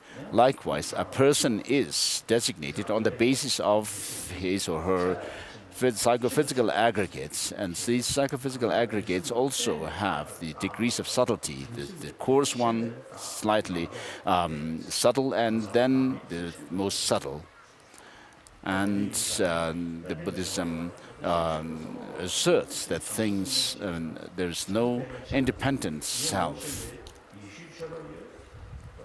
but the self is merely designated.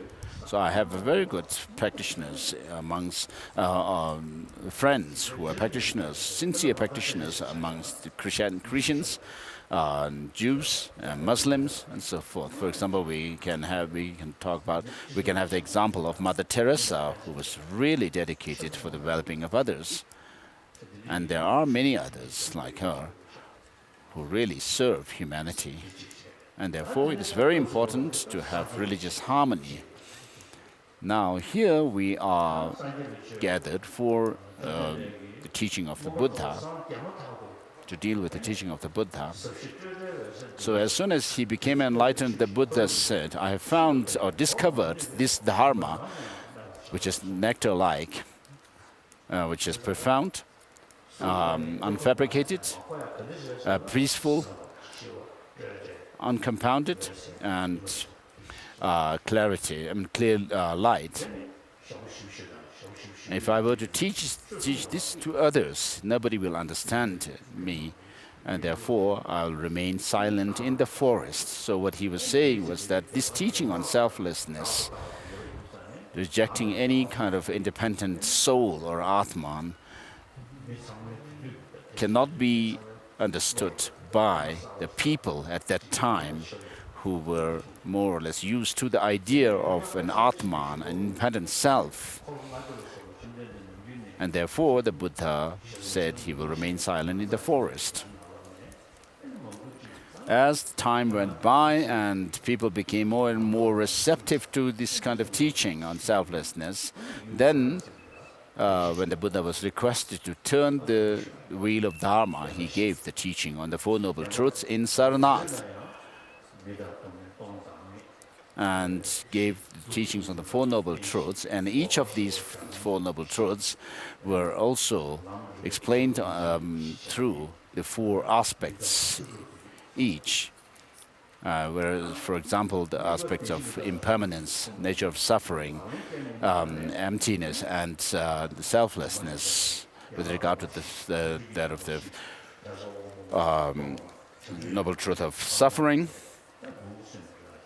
And then he also taught the 37 factors of enlightenment, such as the four foundations of mindfulness and four miraculous feet and so forth. So he taught emptiness and selflessness right at the first sermon, during the first sermon. So this is because Buddha taught that of true cessation. So cessation here means cessation of suffering, which cannot just happen without any causes and conditions, and therefore he taught selflessness.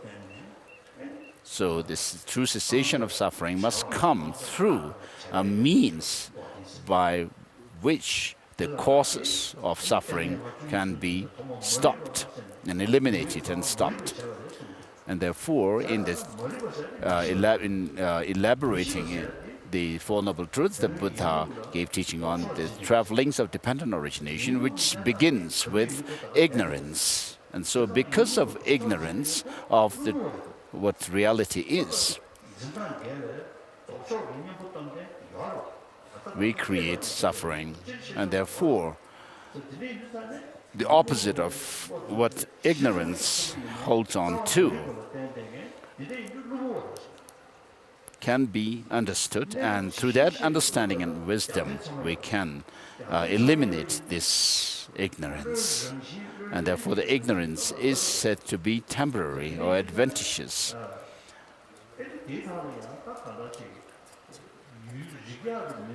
So the mind or consciousness has this quality or the nature of being knowing things.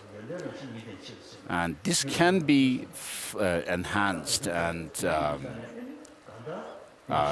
developed further, and ignorance or these adventitious negativities can be eliminated.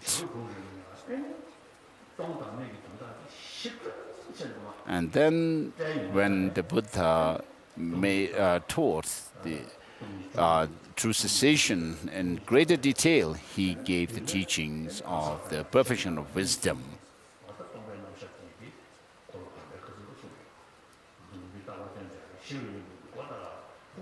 And in the perfection of wisdom teachings, he taught the selflessness or emptiness, the 4 types and or 16 and so forth.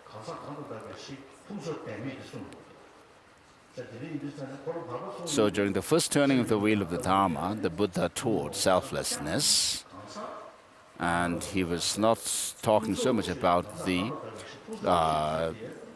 person. Whereas in the second turning of the wheel of Dharma, which is the teaching on the perfection of wisdom, teachings of perfection of wisdom, he taught that not only a person is empty of any independent existence, but also the psychophysical aggregates on the basis of which a person is designated are also empty of any independent existence. And then he goes on further to explain emptiness and the Buddha nature in the third turning. In the Heart Sutra, we find mention of the fourfold emptiness, when the Buddha stated the form is empty, emptiness is form is not other than emptiness, and emptiness is not other than form. So we can relate this same phrase to ourselves, saying, I'm empty, emptiness is me, I'm not other than emptiness, and emptiness is not other than me. And similarly, it can be related to a flower. So why empty? Why are things empty? Is because they are dependent on other causes and conditions. And therefore, things exist by way of dependence on other factors. And therefore, when you try to search for things in themselves, their identity in themselves, you will not be able to pinpoint anything as being this or that. And therefore, this is very similar to what quantum physicists say, that things have no objective, independent existence. Whereas things do not have any independent, objective existence, yet we cannot deny the existence of things themselves as such. So how about that? Then, because things affect us, we experience things. We have experiences on the basis of the other things. And because of that, we cannot deny the experience and the existence of things. And although things do exist, they do not have any independent existence. And therefore, dependently originated things, because things are dependent, we can say they are empty of independent existence. And because they are empty of independent existence, doesn't mean that which doesn't mean that things are nothing, but they come about through causes and conditions, dependent on other factors. And so when it comes to teaching on emptiness, I have quite a bit of experience.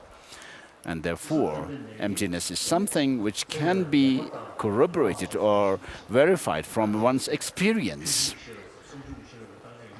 And therefore, the Buddha said that we must examine his teaching. And therefore, when we do analyze his teaching through logic and reasoning, we can find the Buddha's teachings very beneficial and relating to facts and reality.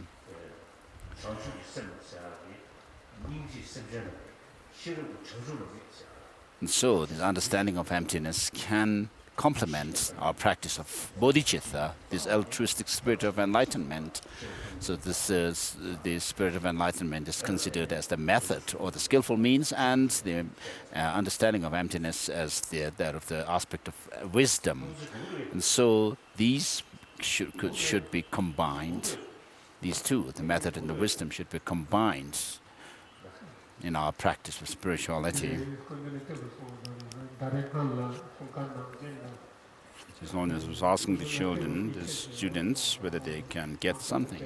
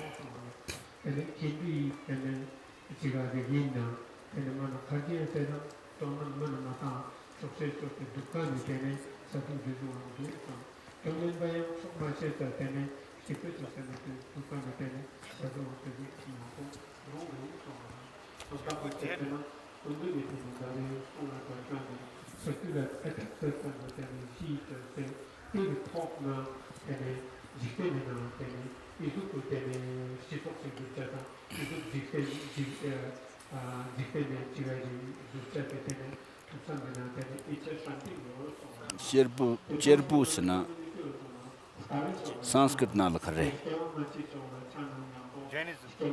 No. There's another word for Cherbu. Naked. I don't know the word. Thank you. Naked ones. Nilkant? No.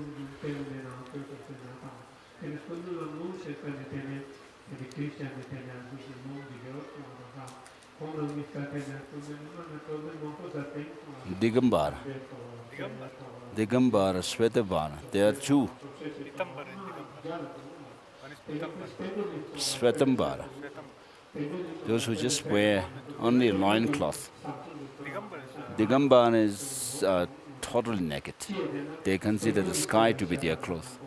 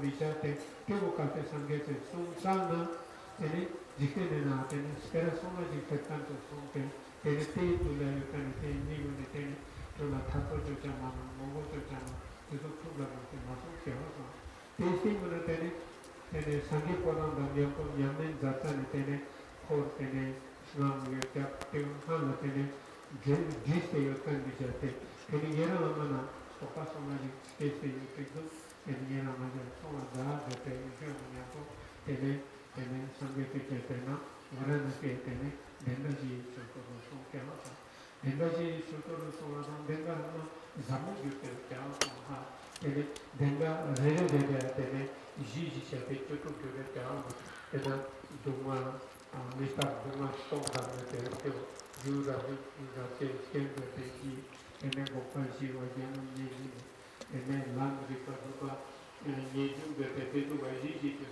프로토나나고 베지 is that Lama Zamu is so much that and then Dharmeta, so what on Dharmeta, Contentment, Rapaz in so another town.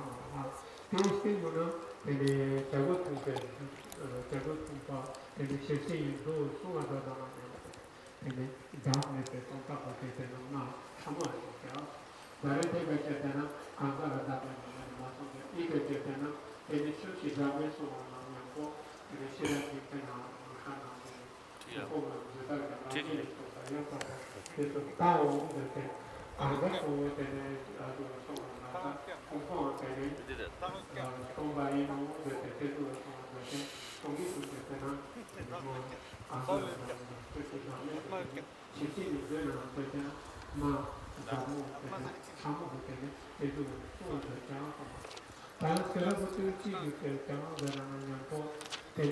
Matavati seminar to Yokani, Maripayendo, Kavaketana, Smaluko, Ushat Yokani, Snowing-Natana, Sending-Natan, Yotano, Mostin Hasuto, Sokani, and Loboskevo, the Kansas.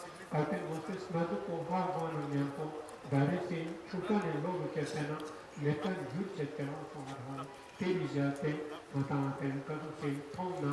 Tongkan Manika, Soso, Snatan, Soso, and the Tongku Nota, Devastate, Sketane, Santu, Matan, Kute, Mutan, Vijate, Tevichetan, Metan, Japo, Natana, Vitana, or Metan, Jetan, Kondika Ketana, and then Jintan Bozo, Matan, Tente, you Metan, Japo, how one also have. Then the Daritated Boka, Jim, Yazoo, Japan is kind of both the condition of the Cheeta, there is no Manatan, you can shoot a lobo, both Malatel Ketana, Metan, you can take Ketana, Stammer, you can take it, Sabu Ketana, go bend the Ketana, me town, Telija Tetani, or they was not on top of the Tetani, standard and then Sitena, see a Shera in the time, and then from it. Ji that kind of Ketana and a Zuk for money, Somali that Zugan Marino, the pen, Natu Tene, Chiki Havaja, Damin, the work for the child. Tell you on top of Ketana, Stone, Veranampo, Chiki State, you turn of Pavo, Stay Veranampo, Ramu, the turn of Pavo, Stone Stadium, the top of the Matanata, Sarati, Chadana. And Sarati Yoka, Yomatan, Jivan, Jivatan, Tomato, Yoka, Tapon, Salis, and the Senate, it's not on the Ketana, Mr. one or little hand. Tomatamara, Tatu Channel, Maka, Savakora, State Man, in the State Matan, Panu, Tennessee, 300 streets, not to the Canada, you can be Jate, Tatu Channel Mato, is over UK. Hanno dental vijate, you two look at an Jetta Telusi, you can bet a trap or some, Yaman means some dog in the cane, Natamo, Tezua, Drew a cow, Teo Sombatanara, and then some people that Sitafi, Sada, Dameka, Suchi Dame, Samo Ketana, Chesi, you do now from the chap, Teo Denver, Hala Chati, Speraji, Tapoji, so on. 어떻게 이두산에다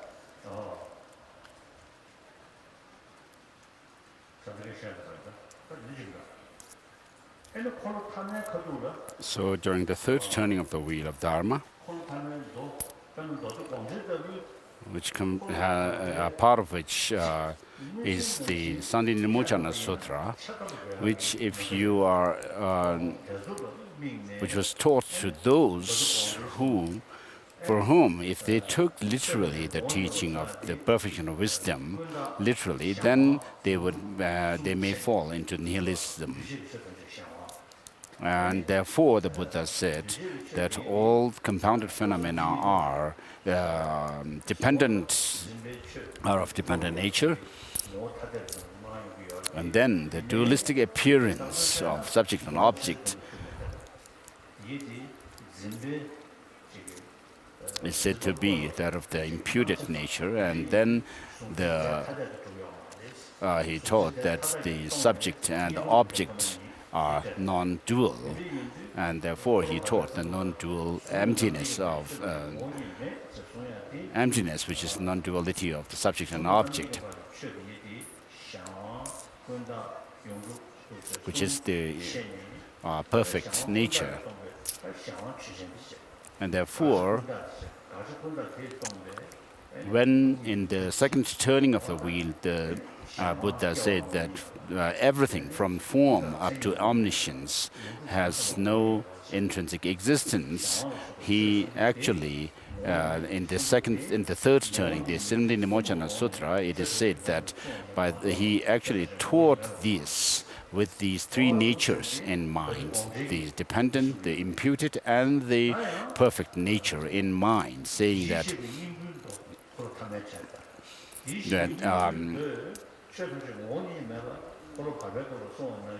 and then another aspect of the third turning of the wheel of Dharma is the Tathagata Garbha Sutra. Whereas in the second turning, the perfection of wisdom teachings, what is mainly emphasized explicitly is the emptiness, which is the ontological status of things. Whereas in this third turning, the Tathagata, essence of Tathagata, the subjective mind, which realizes emptiness, is emphasized. And then through this, the disciples are led into the tantric, esoteric teachings. And therefore, in the Dzogchen tradition, the emphasis is on this clear light mind. And also, Mahamudra emphasizes the clear light of mind. And so all the tantric teachings, whether it's Dzogchen or Mahamudra and so forth, mainly focuses on this clear light mind.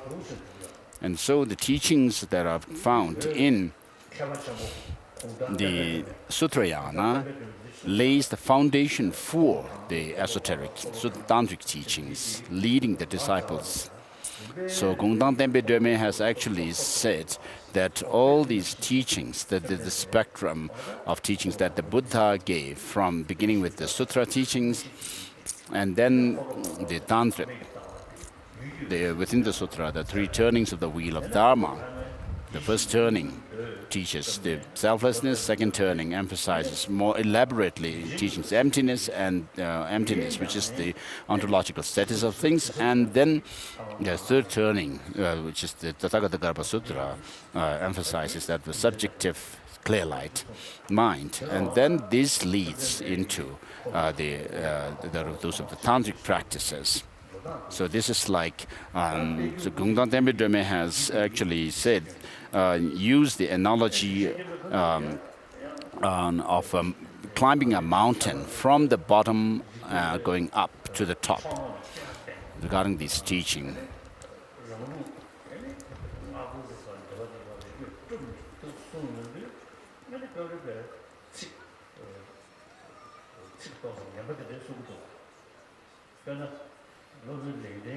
So following the teaching of the Buddha through this kind of, with the critical approach, where we go through rejecting the assertions of others, establishing one's own assertion, and then rejecting any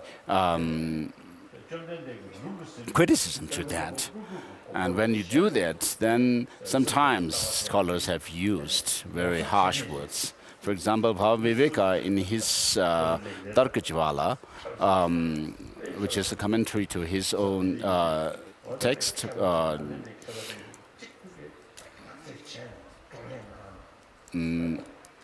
Lamb of the Middle Way, has actually said that Asanga, who was the founder of the Cheeta Matra philosophical tradition or school, was someone shameless because of interpreting the teaching of the Buddha, which is different from that of the Arya Nagarjuna's tradition.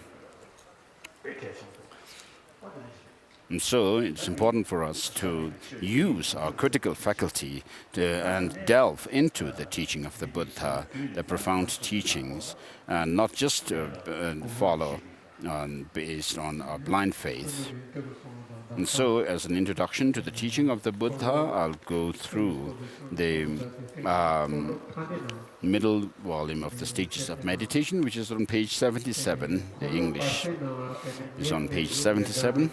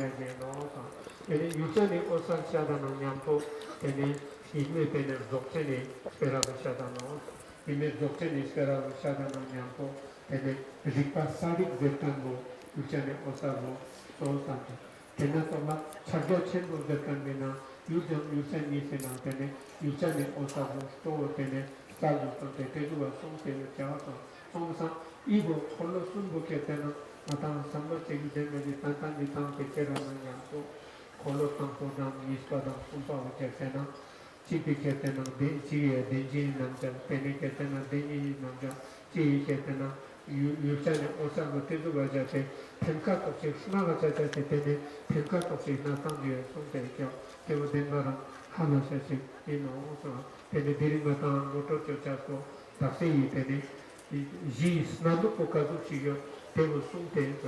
지 스나도 때문에 연내는 걸고 제대로 나가 고민 받거나 그렇게 해서 때문에 가사분이 나만데 가사분이 때문에 대부 제가 다시 상계대 수만의 대파자가는 냥고 스토파 각자 스폰서미고나 때문에 난작고 때문에 샤다가데 자서 그분 런던 제디 때문에 오메 사페지 때문에 때문에 대파 스토게 바로데 때문에 때문에 제가 센터데 때문에 삼촌고 사하고 같게 되어서 때문에 그분 통매디 상계대 수모 때문에 센터에 수는 대자도 Medea Matavi Sigmana Supposing Sute Tedu Zatene Gaga Function.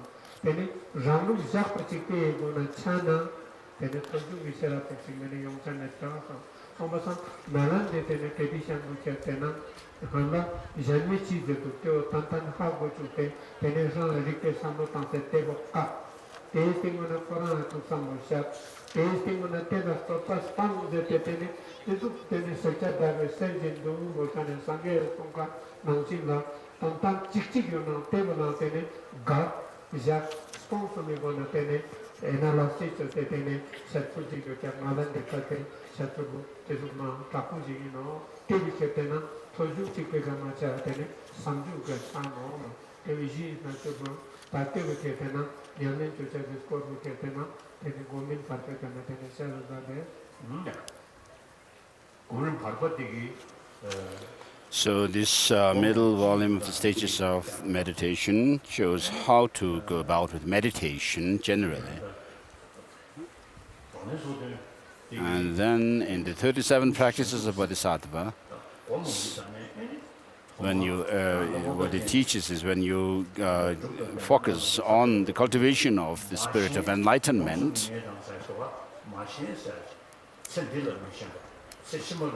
it touches on not being attached to these preoccupations and pleasures of this life and also the pleasures of the next life, and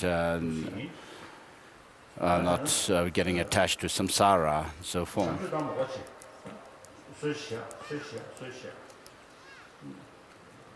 As taught in the Abhisamaya Alamkara,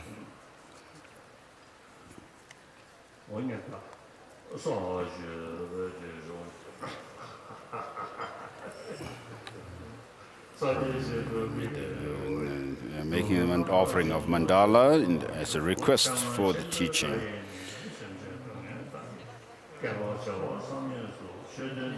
May the sound of the great drum of Dharma dispel the suffering of sentient beings. May you live for eons. Inconceivable teaching. So whatever teaching we engage in, the disciples should listen with a pure motivation. The teacher must have a pure motivation to help sentient beings, to help the disciples, and not to have this wish to gain wealth, money, or name, and so forth.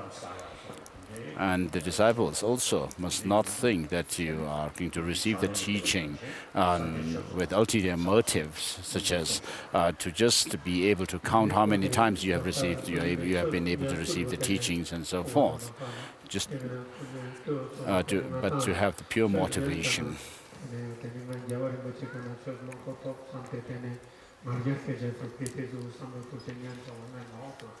Not to have any kind of arrogance for having received many teachings from me.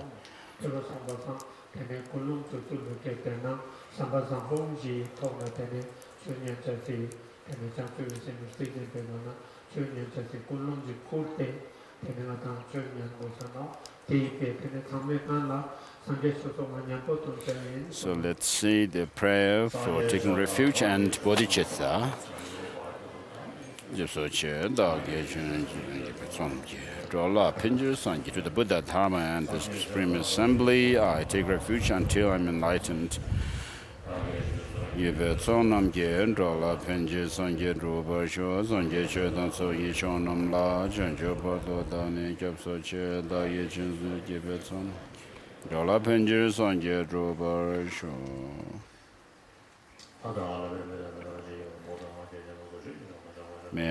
Through the practice of the generosity and so forth that I've done, may I become a Buddha for the benefit of all sentient beings.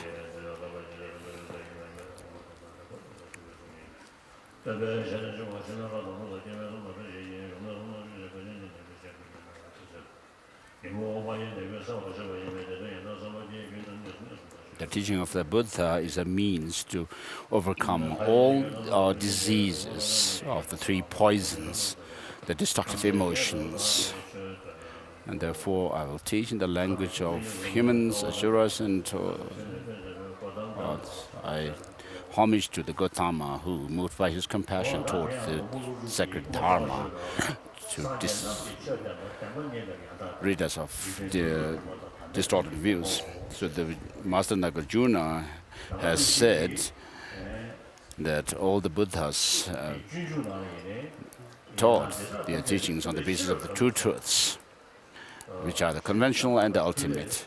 And then Shantideva also in Bodhisattva Charya Avatara, Guide to the Bodhisattva Way of Life, says that all these branches of teachings were taught by the sage for the cultivation, for developing wisdom. And so this wisdom is the wisdom realizing the ultimate truth.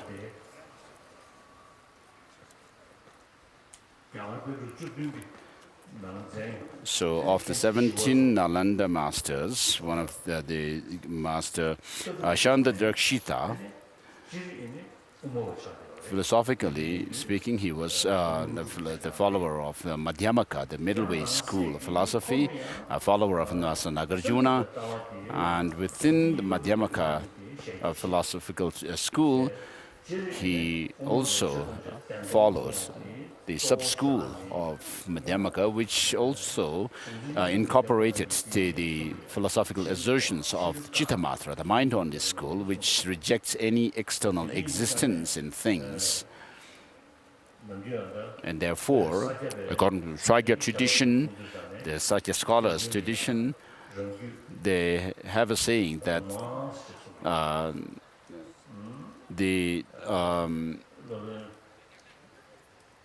they have this term, the higher or upper Sarvatandrika Madhyamakas. So because Cheeta Matra philosophical school is considered one of the highest schools of philosophy within Buddhism, therefore those who follow the Cheeta Matra philosophical assertions within the Madhyamaka, the middle way school, are termed as higher Sarvatantrika Madhyamakas.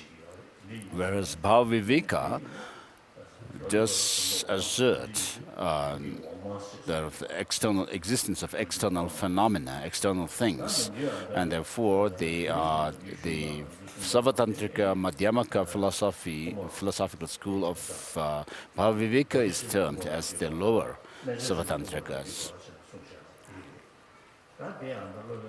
So these two terms, Sarvatantrika Yogacara Sarvatantrika Madhyamaka, is considered higher, and the Sotantrika Sarvatantrika Madhyamaka are considered the lower Sarvatantrika Madhyamakas.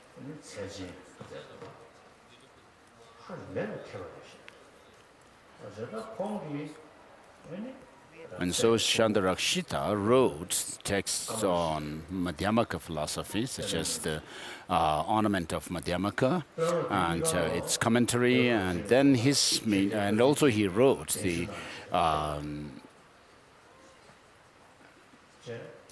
Twosome Graha, which is like the compendium of the reality. And his main disciple, Kamalashila, wrote other texts like the Madhyamaka Aluka, the lamp or the light of Madhyamaka, which he may have written when he was in India. And then he wrote a commentary to his master's text on epistemology, Tattva-samgraha, which is called Tattva-samgraha Panjika, the difficult points, explanation of the difficult points of Tattva-samgraha. And then he also wrote this text, the 3 books of stages of meditation, the first, second, the middle, and the last. And so I find that this has special significance for Tibetans. After Chandrakshita passed away, and then there were certain Chinese monks in Samye Monastery, the Tibetan Buddhist, first Buddhist monastery of Tibet. There were, of course, those masters, the Chinese masters who were doing single-pointed concentration, meditation, during the time of Chandrakshita himself. Of course, when he was alive, they were very good followers of the Chinese followers of meditation. So Chandrakshita started the monastic ordination by first testing 7 Tibetan boys, whether the Tibetans, to test whether the Tibetans could keep the monastic vows or not. And then when he found that they could, he went forward with giving the ordination. And then within the Samye compound, the Samye monastic complex, there was a department of the tantric practitioners who were called the Gogarchanglude, and there was this other department of the celibacy. And then within the monastic, the meditation department of there were Chinese meditators, and who later on, after Chandrakshita, began to say that for enlightenment, to achieve Buddhahood, there's no need for study of the Dharma. Mere meditation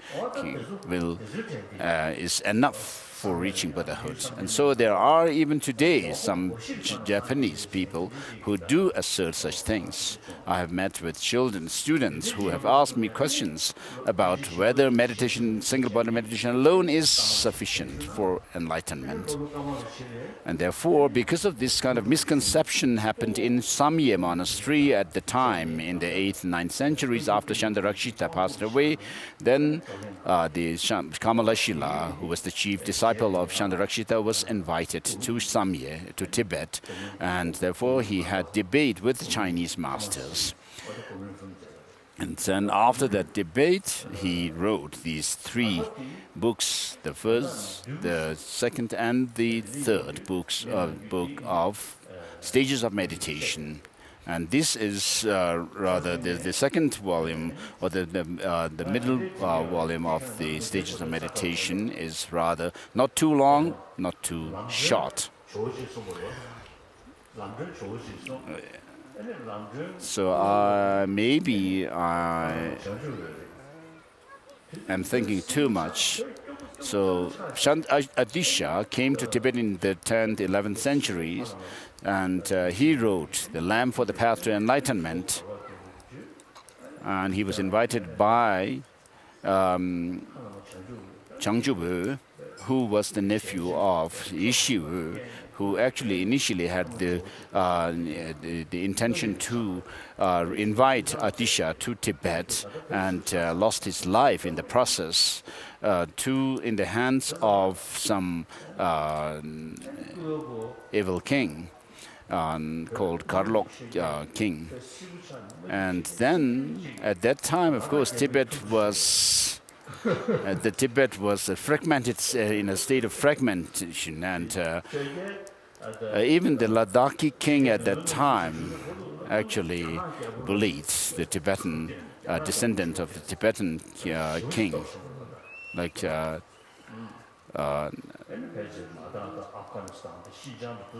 so before that, of course, during the times of Songtsen Gampo, Tisung Detsen, and so forth, even Tibet was a very powerful nation, even invading China and Afghanistan area and so forth.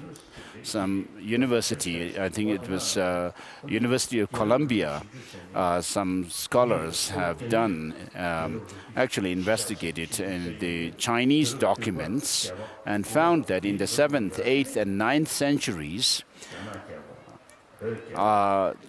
there were 3 empires: Mongol, China, and Tibet empires.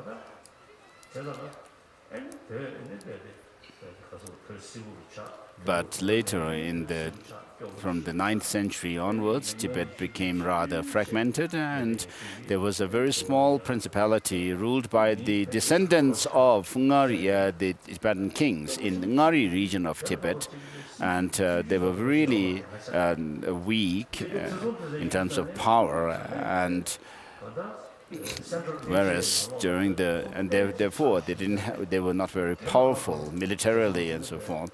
Whereas during the time of Tschida and so forth, Tibet was very powerful, and at that time, of course, the kings or the emperors may be very self-confident, optimistic about whatever they did.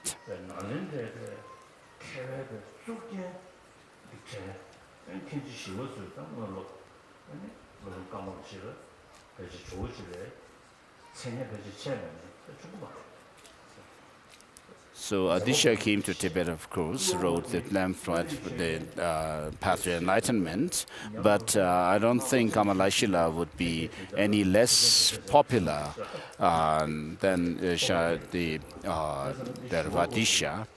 And so this text was requested by the Tibetan Emperor Trisong Detsen and written by Kamalashila in Tibet. And therefore, I consider it to have some significance to teach this text. So, regarding the transmission of this text, book, I am really eager to receive transmissions of teachings, explanatory transmissions especially. And one time when I was in Bodh Gaya, I met with the Sakya abbot of Sakya Monastery, Khenpo Sangye Tenzin. And I found out that he had the transmission of the book, the 3 books of the stages of meditation, which he received in Samye. And so when I found out this, I actually requested this teaching, and therefore that's how I received the transmission.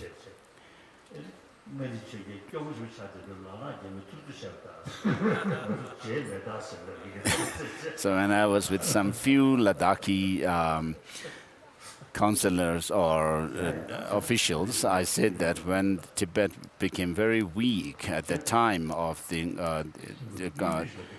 Yeshiva and Changju and so forth in the 9th, 10th, 11th centuries, even Ladakh kings bullied the Tibetans. We have not forgotten this, I told them. I was joking with them, of course.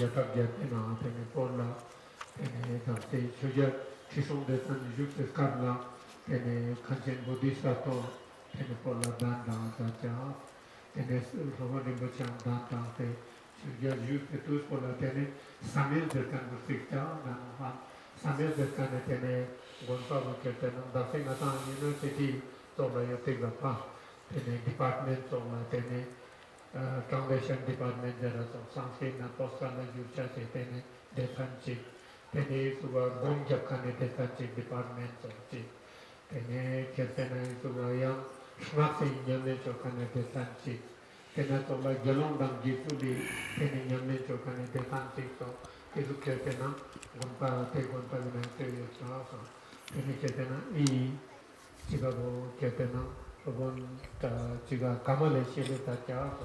Kamalashila Ketena, in the Dasi Sige, one Content Buddhista, in a Promacha, in the Tena Ketena, Dasi Gomcha, in a department, in the Jana Tena Hassan, or Gomchakana, pay to Sola Jala Chasa, the Tana, the young Isua, Hassan, Setena, the big stone show, Gomchipo Japna, Jinachipo Gomna Tene, Sangyatano, the Jana Sanucha, Nata. Medomak and Sangyatano, Jogom Chipeguna, Sangyatano, Vertane, the Gom Japani Jana, the Java, Pay the Japan, you take the Wood Somara, Tene skundu na tene Japan ke subon Japan de tene suba Jetta duana nyampo gom chikpe gona tene sangye nyancha na wa de gom chikpe gona jogom chikpe gona sangye se cha de skundu na tene Japan jo so ra kevo tene madiga tene tene kevo chikpe gona sang yesa nyancha de tene darsi yi gomrimbo tene tokta pa sumbo tene tezuwa tene dacha so ra jogom chikpe gona sang yesa nyancha se mongo sang dama osana omote chasubina teri charaso tene I chasebi tene azuko chiga azuko lungdam tene azuwe shatiko sonene tene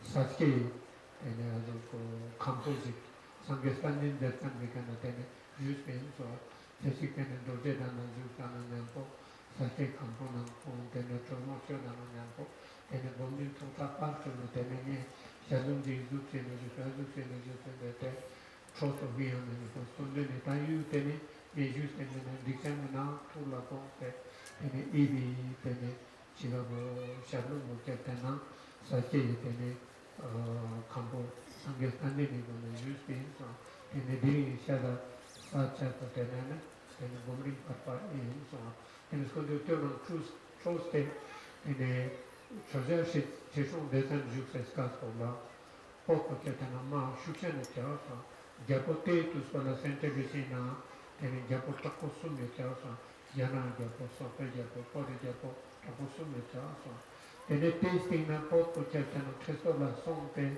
tene kala samala wangi kana japo sig meten yura na nyampo tene I jangan sola tene japo sig yusya jara hala talama ishe jetano chanchu lotekan tene kon chetano ma tapi nyalba chanma dukse chunjiga pesca komba ene ladara japo sonte sochatan sene tene eskeji do somara ha ke Egypte tene man duba yondo so dan tene sosena tene mate mi wona nyampo jata yutana otel sonte no tene jata japo tene ma yamshu ya tene nyampo la se japo sonte tene tutti pensare scordi questo tene come che tene benva ma taponcha so sangeji tamba tene nyam sa ponte koran kusoksa che la maisha se tutte tene george padana tisha ana tene giusti chama da tene tanto man tu stanno da tene man tanto chama so so je ci da si Kamalashila ta tene kachen buddhista to nika nyata tene to do so ha tene Kachen Buddhista tene shakti mampajita, samete kunani datta, tene uma gyan datta, uma gyane rambe lam datta, samete kunani di delpa uche tena, Kamalashila jahala juk sana tene, stana datta, sana delpa, tene mata podu, sana datta, tene ibu che tena, porla skyote, tene I gomri, tokapar sumbo, tene japo shishu betane, jua purte, tene stana datta, tene tego tene nata drink such as tene any kanji shows So regarding the Chandarakshita, the great abbot Chandarakshita, he was a great logician, a great scholar of logic and epistemology. So during the time of Dignaga, there was a lot of debate and arguments with non-Buddhist scholars. And then after that, there were non-Buddhist scholars who criticized Dignaga's position on logic and epistemology, and therefore Dharmakirti came and he challenged and answered those of the non-Buddhist criticisms. And later on, there were other non-Buddhist scholars who again criticized and challenged Dharmakirti's epistemology and logic and the tradition, and therefore Chandarakshita came up later to answer and face those challenges. And so both Chandarakshita and his chief disciple Kamalashila were really great logicians. And therefore, the study of logic also spread to Tibet. And the system of logic and debate spread, became prevalent in Tibet. Chaba Chujisenki and so forth devised the system of debate in Tibet. And Sakya Pandita also wrote his text on epistemology. And in Tibet, the tradition that we follow in terms of philosophical tradition, we follow the Medomak philosophy, the middle way philosophy, and that is followed on the basis of by using the reasonings in the epistemological tradition. And so there is this term used in Tibet which is called the yoked necks of Madhyamaka, the middle way school, and the logic.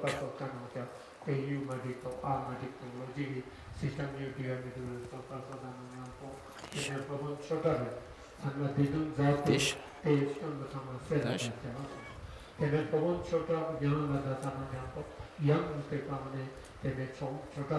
Cheeta tene sopa jate tene tyola gapa japtana tewaso tevo secha setia tene pamon kante jiwa che tene ketena sanne te kone ni duspa dekando zate tene chola no chota tene gapa japkano sela zate sanne te kone ni sancha waso ombasa tena zum te tene kante jiwa che tene popyun dekan tene gyute tasa pola tene matang ina tena technology system tene yo tene so por jama tene Sakya Pandite Tanarik Tata so te pingona chapa chuchi singe ya trust tene tan chir zekane tene logi gona tene so pasto chese tene soldo tene suga da so te bin soldo tene tan chir tene da sapa tene tiga pote tasa na yo tene so kija la da fa unisa te tene samejo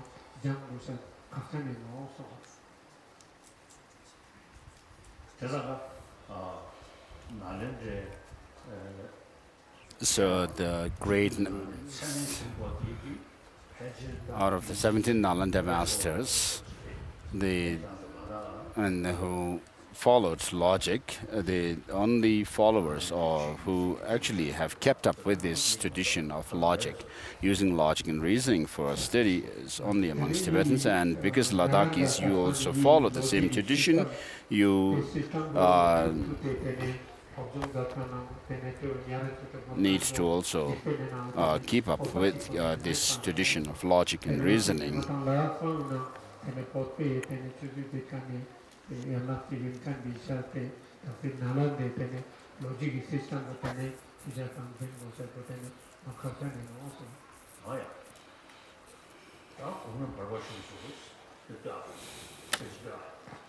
Please, we're going to go through the text. It's on English. It's on begins on page 77 in this book. Homage to the Youthful Manjushri, the middle volume of Stages of Meditation. So in the Tibetan text, there's, in the language of India, Bhavanakrama, in the language of Tibet, Gomrim Parpa, which translates as the stages of meditation in English. So homage. So the reason why the title is mentioned in Indian language is to show the authenticity of the teaching, the source of the teaching. And homage to the youthful Manjushri is a homage paid by the translator. So in accordance with the decree that was established, the tradition that was established according to the decree of the Tibetan Emperor Tisong Detsen, during whose time the translations of the great classic texts was mainly carried out. So when the texts were being translated, the emperor's advice was sought, and he came up with this instruction that if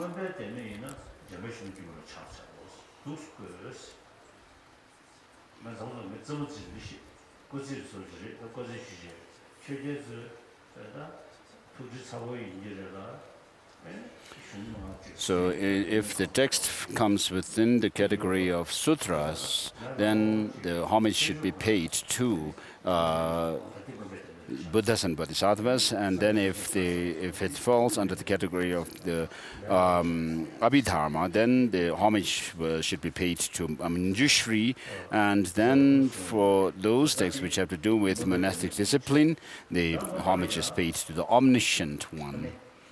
And so accordingly, this was followed.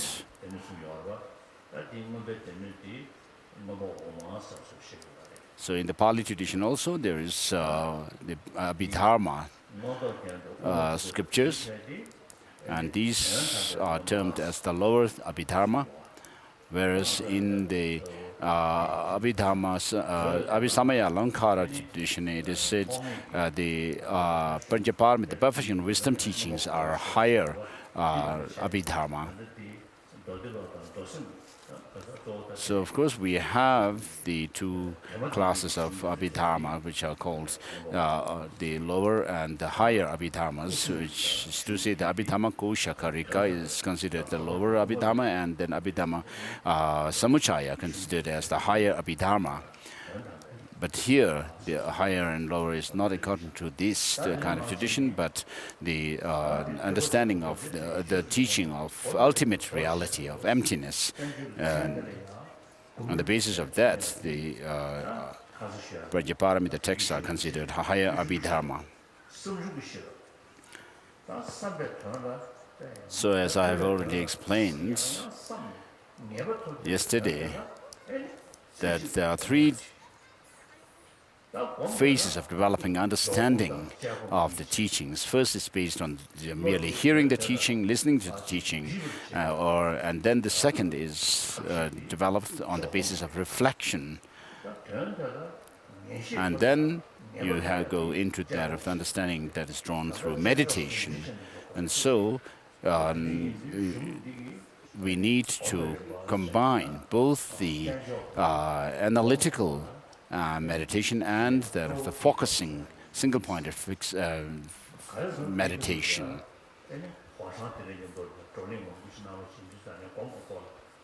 So because there was this debate with the Chinese monks, here Master Kamalashila is emphasizing both the study and meditation. So he says, I shall briefly explain the stages of meditation for those who follow the system of Mahayana Sutras. The intelligent, that in the Tibetan, the word that for intelligent that is given, the spelling is wrong. It shouldn't have the final S. So this is referring to those who follow the teaching on the basis of reason, the ones with sharper faculty, who wish to actualize omniscience, extremely quickly should make a deliberate effort to fulfill its causes and conditions. So here again you can see this relates to the law of cause and effect, dependent origination in terms of that law of causality. It is not possible for omniscience to be produced without causes, because if it were, everything could always be omniscient. So now here you can find the arguments. So because omniscience must come through causes and conditions, therefore, it is important, we must know what causes and conditions lead to that. If things were produced without reliance on something else, they could exist without constraint. There would be no reason why everything could not be omniscient. So we can also say why everything could be omniscient as well.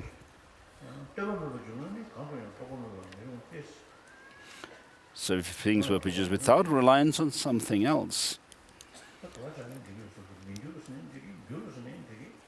so both could and could not be said here.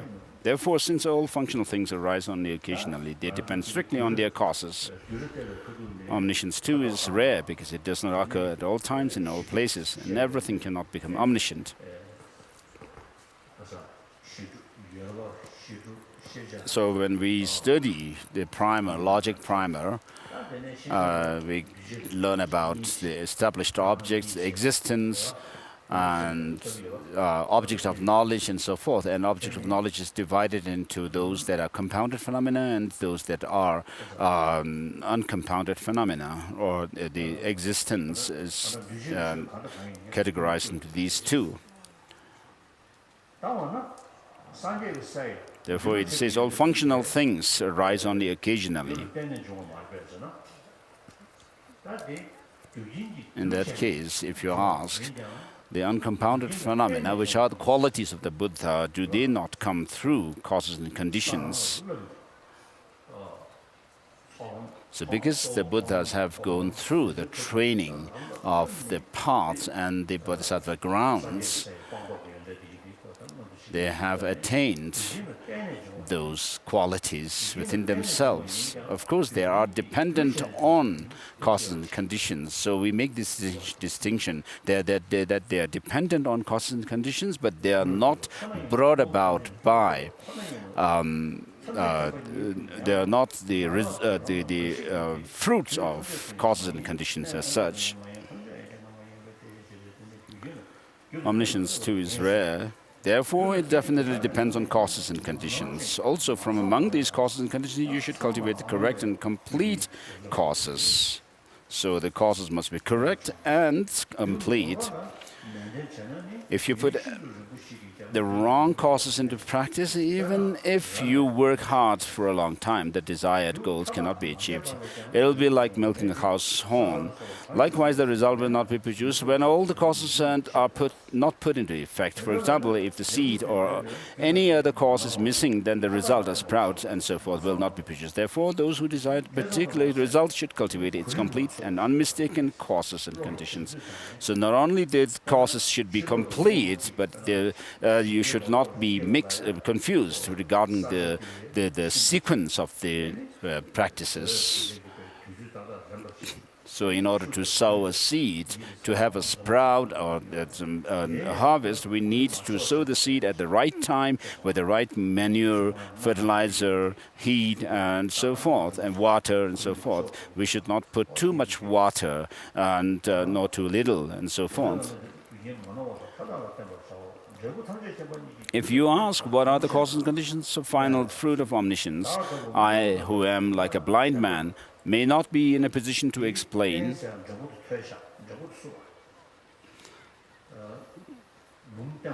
But I shall employ the Buddha's own words. So here again the Tibetan words for the Buddha's own words is spelling mistake, has a spelling mistake. Just as he spoke to to his disciples after his enlightenment, he said,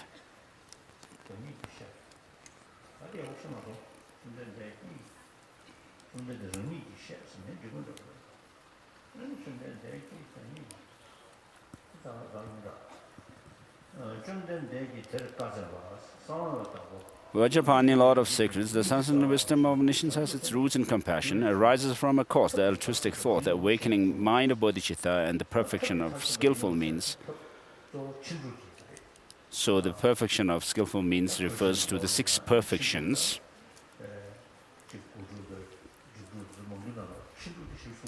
So in the study of Panchaparamita, on the basis of Abhidhamaya Alamkara, we come across a lot of places where the 6 perfections are referred. Therefore, if you are interested in achieving omniscience, you need to practice these: compassion, the awakening mind of Bodhichitta, and skillful means. Moved by compassion, Bodhisattvas take the vow to liberate all sentient beings. Then, by overcoming their self-centered outlook, they engage eagerly and continuously in the very difficult practice of accumulating merit and insight. Having entered into this practice, they will certainly complete the collection of merit and insight. Accomplishing the accumulation of merit and insight is like having omniscience itself in the palm of your hand. Therefore, since compassion is the only root of omniscience, you should become familiar with this practice from the very beginning. The companion of perfect Dharma reads, "O Buddha, a bodhisattva should not train in many practices. If a bodhisattva properly holds to one Dharma and learns it perfectly, he has all the Buddha's qualities in the palm of his hands. And if you ask what the one Dharma is, it is great compassion."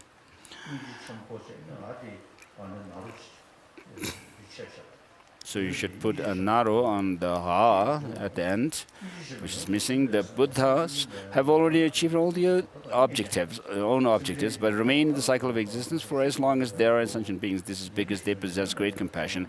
They also do not enter the immensely blissful abode of nirvana like the heroes. Considering the interest of sentient beings, first they abandon the peaceful abode of nirvana. So considering the interest of sentient beings, first they abandon the peaceful abode of nirvana as if it were a burning iron house. Therefore, great compassion alone is the unavoidable cause of non-abiding nirvana of Buddha. So, regarding the state of Buddhahood,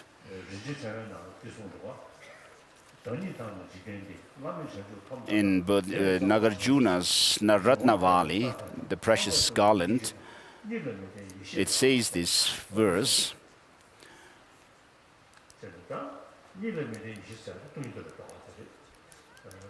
if oneself and for the sake of oneself and others, one wishes to achieve the highest enlightenment, one should be rooted in the compassion, the spirit of enlightenment, and the understanding of emptiness. And so those practitioners of the Mahayana, the Bodhisattva path, who are of sharp faculty, first develops the understanding into emptiness, and therefore, through that understanding, they are able to confirm that the great enlightenment, Buddhahood, is possible. And therefore, they are able to lead others to the state of Buddhahood by attaining Buddhahood for themselves. And therefore, Bodhichitta, which is defined as that wish or the aspiration to Buddhahood, to attain Buddhahood for the benefit of others, must be achieved through this understanding of emptiness.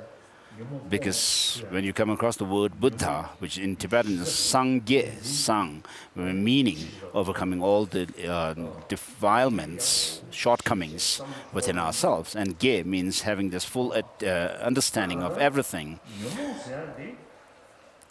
And therefore, you need to develop this understanding of emptiness to overcome all the defilements, including those of the destructive emotions within ourselves.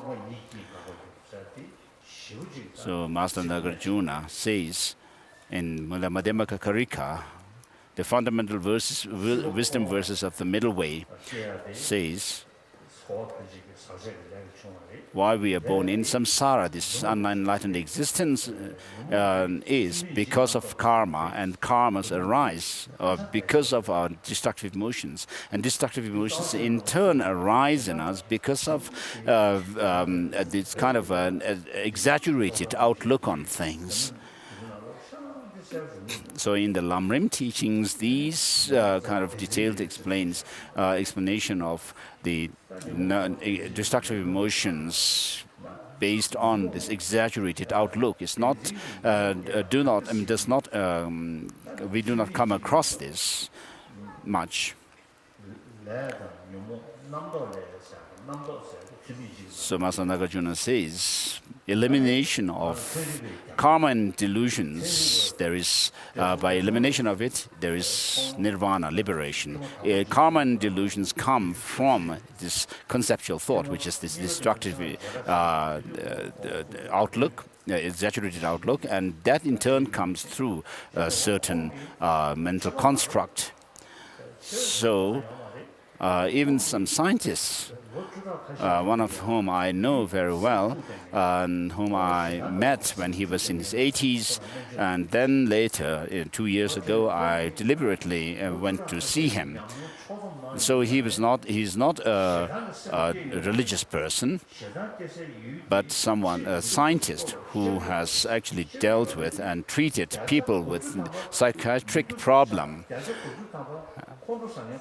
for decades. And from his decades of experience relating or dealing with these people, he actually came up with this conclusion that when we become angry at somebody, I mean, the person or the thing is seen absolutely negative, whereas 90% of that negativeness is our own mental projection. So this is exactly what Master Nagarjuna is saying when he says negative emotions arise through this conceptual thought, which is this exaggerated way of looking at things and people.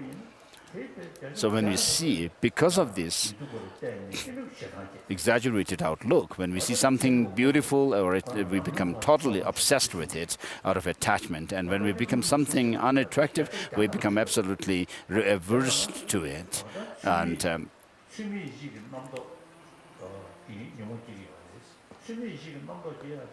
so this exaggerated, improper mentation is based on or arises because of clinging to or fixation of our mind on some kind of independent, objective existence in things.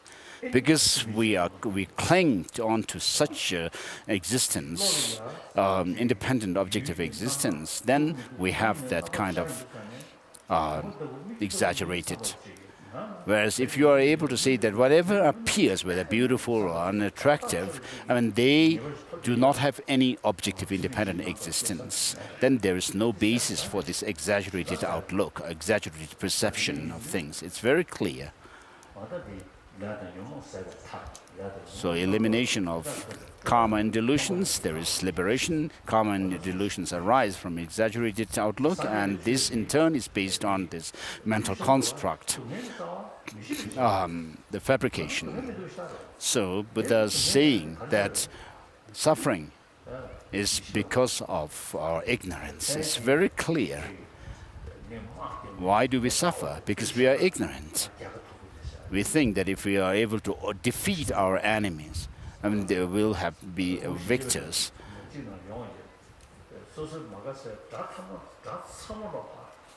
In the 400 verses or some other text, it's mentioned that there's nobody who dies having overcome all his or her enemies.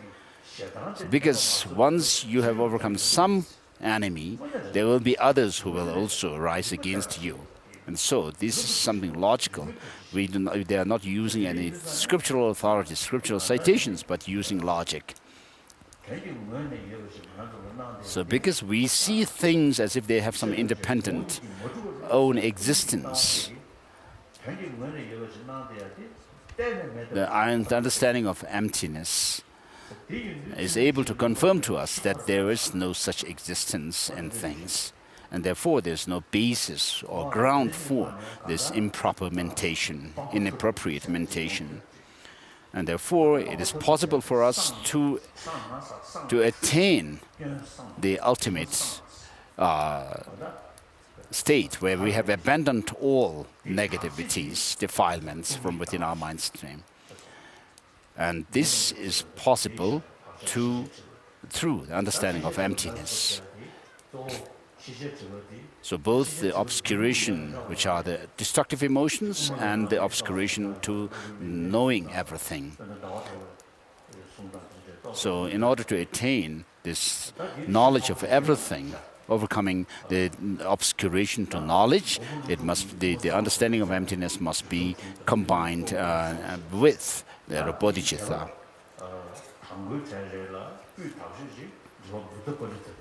So Master Nagarjuna wrote the Mula Madhyamaka Karika, and then the first commentary to this is Buddha Palita, by Buddha Palita, and then later Viveca wrote the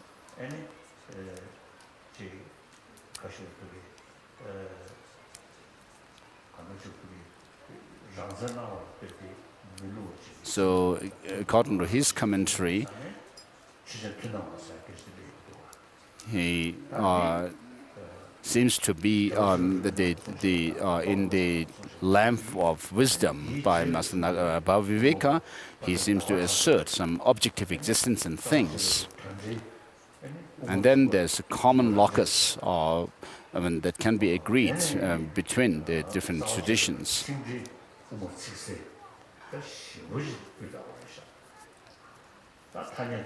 And later, Viveca also, wrote these commentaries like the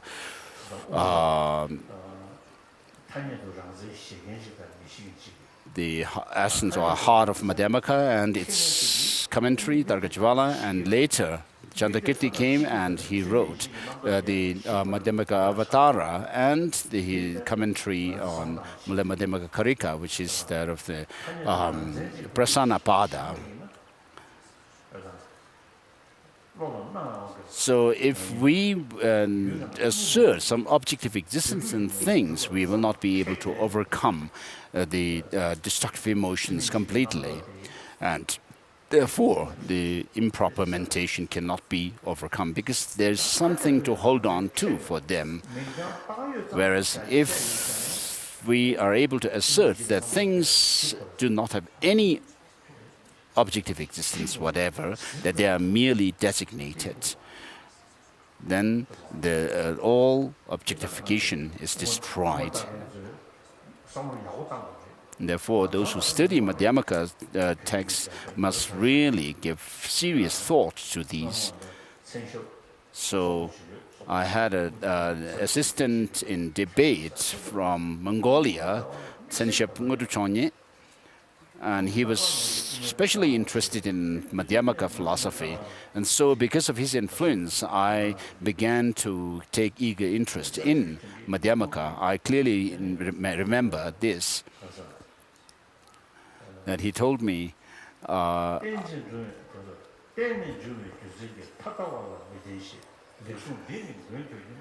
this verse from Tsongkhapa's in praise of the Buddha for teaching Tibetan origination, with his hands in this gesture, he said this verse is very difficult for him to understand.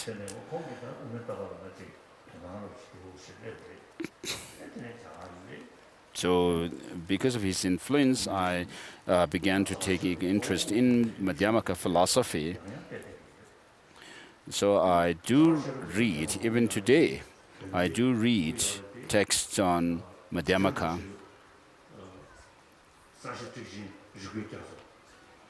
So there is the commentary on the Mula Madhyamaka Karika by Jerimbuche, which is called the Ocean of Wisdom, Reasoning.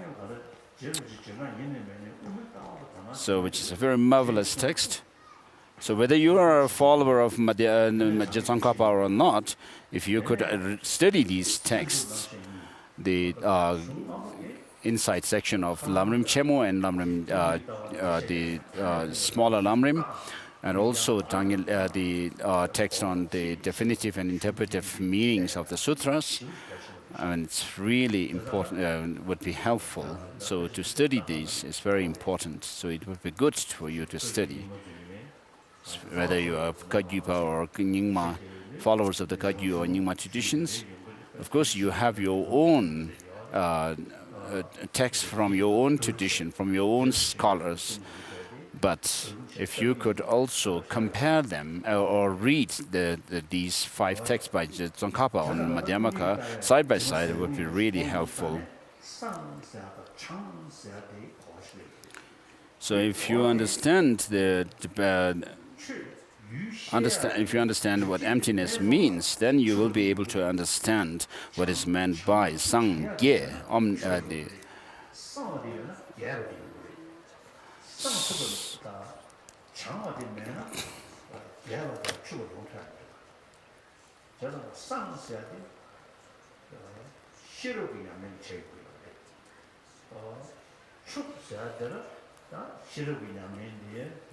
So these 2 words in Tibetan, Sang Gye and Chang Chup, meaning enlightenment or Buddhahood and enlightenment, can be achieved, and the meaning of these or what these refer to can be achieved by understanding emptiness. Because when you are able to eliminate, you are able to overcome all the defilements, then there is this purification that you can achieve. And then you can, when you are fully enlightened, when you are aware of everything as it is, and you are somebody who has the total knowledge of everything. In one of the commentaries to Abhisamaya Alamkara, perhaps by Vimuktisena or somebody, it is mentioned that the bodhisattvas, with their wisdom, they focus, they direct their mind to the enlightenment, and with their compassion, they direct their mind to sentient beings. And so,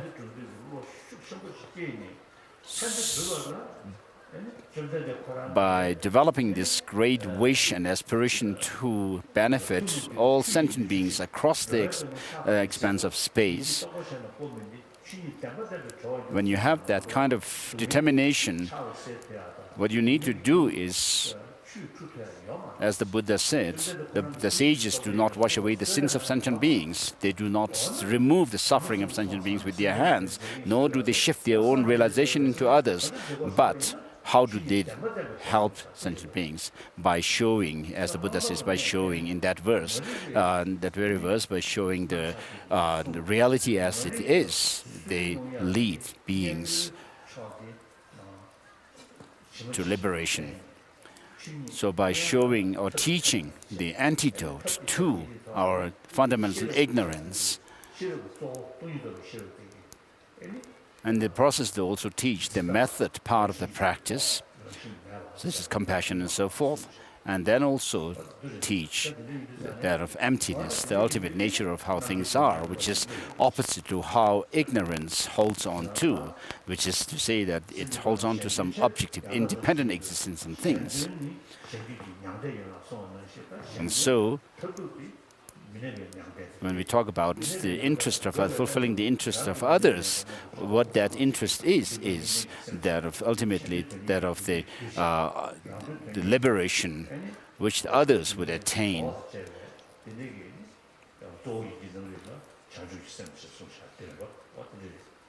And so, with the wish to help sentient beings, you direct your mind towards enlightenment. So the purpose is to help others, and for you to attain enlightenment, the purpose is to help others.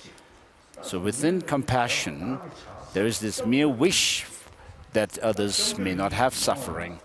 And then there's a great, called a more advanced compassion, which is that determination to bring the others' suffering to end. So, for those bodhisattvas of the self-faculty, in order to bring about that state for others, in others, then they first develop this understanding of emptiness.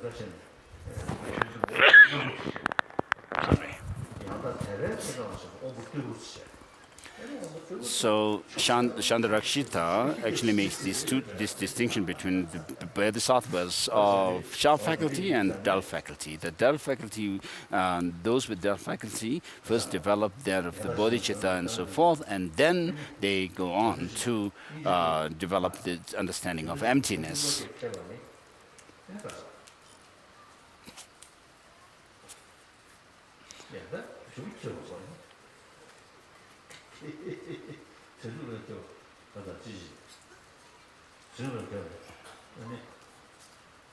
So those, His Holiness is trying to come up with, recall the lines from Chandarakshita's ornament of the middle way, Medomak Alankara, which talks about these two types of bodhisattvas.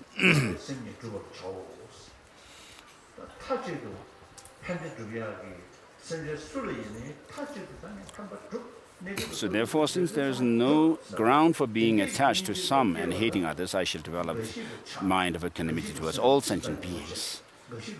So when you want all sentient beings to be free from suffering and have all good qualities in them, I mean, if you are biased, you cannot, with that biased state of mind, you will not be able to think like that. So for your school children, if there is someone whom you like, you will share your gift. Whereas if you don't like somebody, you will not share your gifts with that person.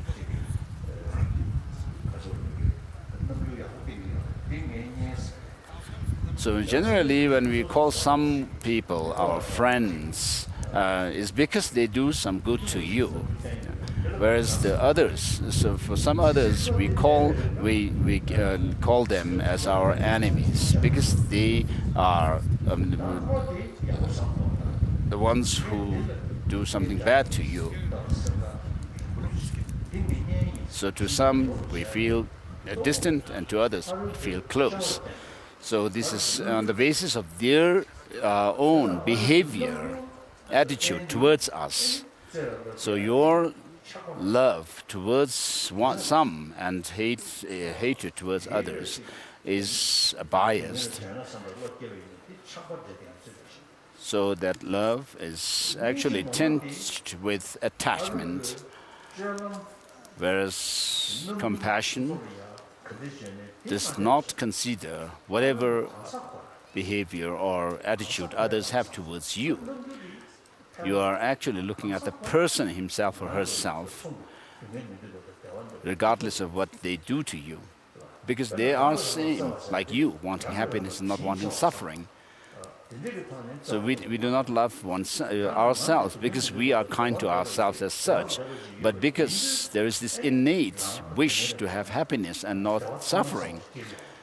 And therefore, we want to achieve that goal of happiness and avoid or overcome suffering. So not because we are kind to ourselves.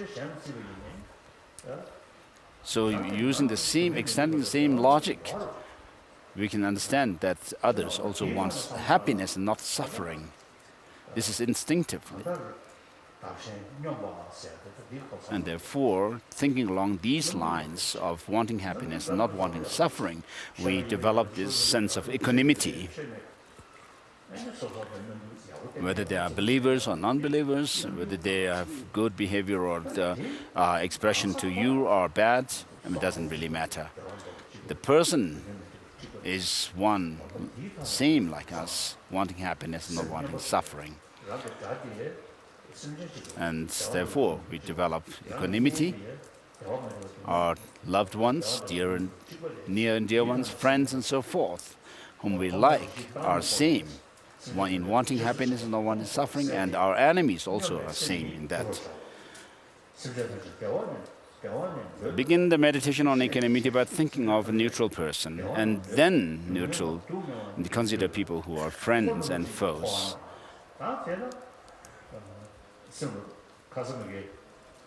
After the mind has developed equanimity towards all sentient beings, meditate on loving kindness.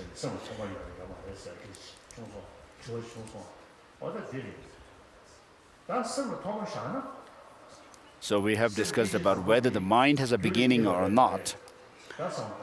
So if you posit the beginning of our mind,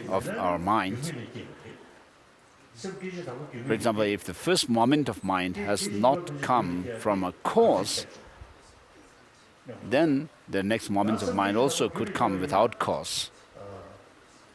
If there is a cause to the first moment of a mind, then is the cause a permanent one or an impermanent one? So if it's a permanent one, then it cannot have a moment. It cannot pass from one moment to the next. So because we see change in our mind, it shows that this mind comes from an impermanent cause. We can understand that, can't we? So because the mind has come from an impermanent cause, the cause also is twofold.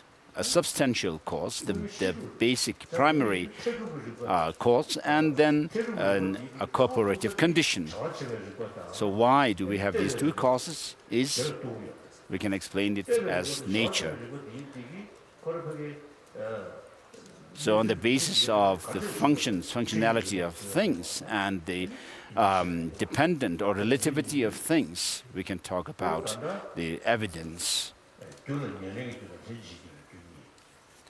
So cause has these two, the primary and the secondary, which are the cooperative conditions. And then for something to arise as an effect of another thing, there must be homogeneity between the two. So the result must come from a homogeneous cause. So just as external phenomena like matter comes from matter, likewise, the consciousness can also only arise from a cause, which is a consciousness or a mind. So because the result must be similar, come from a similar cause. Therefore, the first moment of mind, if it had come from without any cause, it's a different case. And if it has come from some dissimilar cause, again, it's a different case. So if it has come from a similar cause, then we cannot posit any beginning of consciousness. If it has a substantial cause, it cannot have any beginning. So in Kala Chakra, there is mention of a space particle from which arises other matters, whether it's called atom or it's a very, very subtle matter. So this is the basic unit, the basic fundamental cause of all matter. So even the atoms, the cells in our body have the beginning. Is the result of that kind of space particle.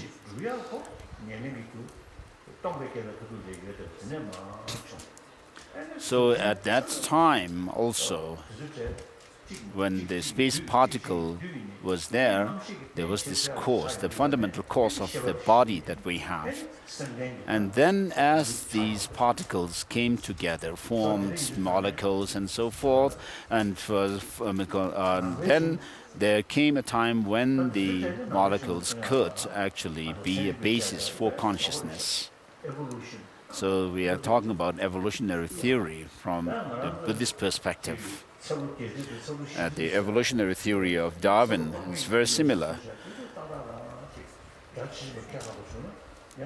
But I'm not sure about the long span of life of sentient beings that are mentioned in our scriptures, such as the first humans living immeasurable lifespan and so forth. We may face with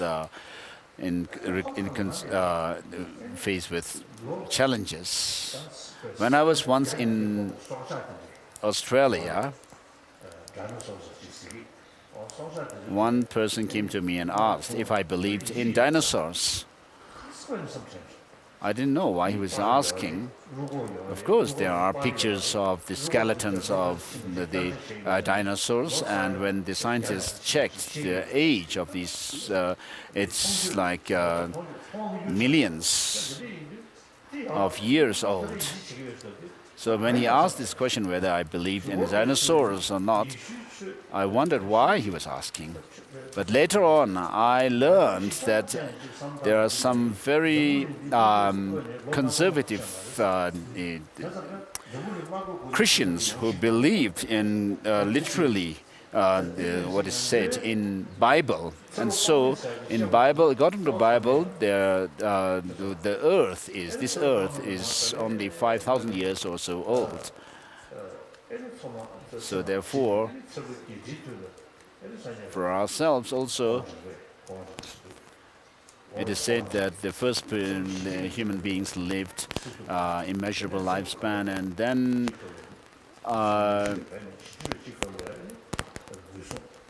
when human beings lived 40,000 years and so forth, It is said that this Buddha Kashyapa or so forth appeared in the world and so forth. So these are very difficult to hold on to.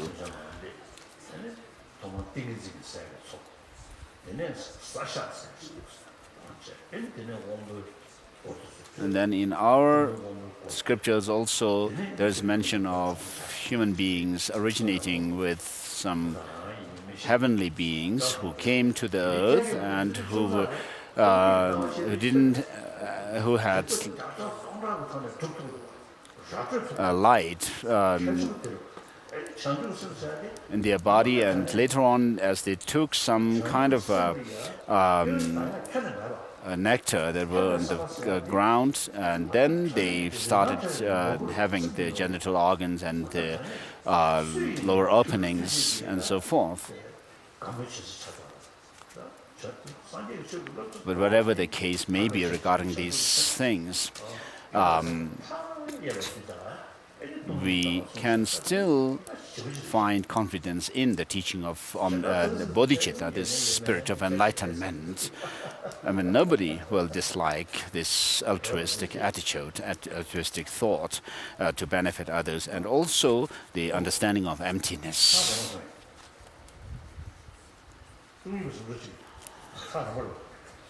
It's almost 12 o'clock.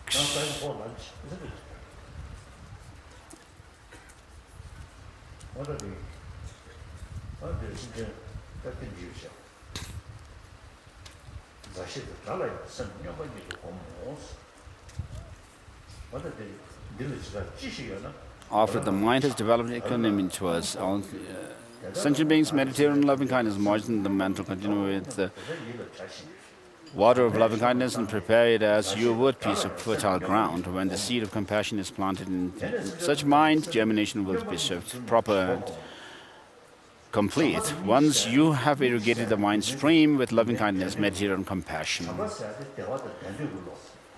So here, loving kindness is this aspiration for others to have happiness and well-being, and compassion is this attitude or thought for others to be free from suffering.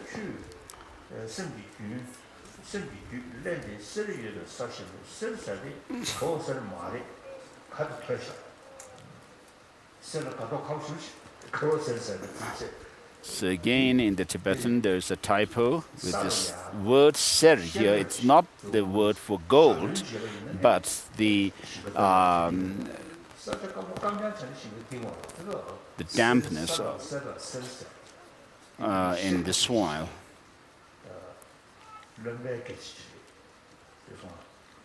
The moisture.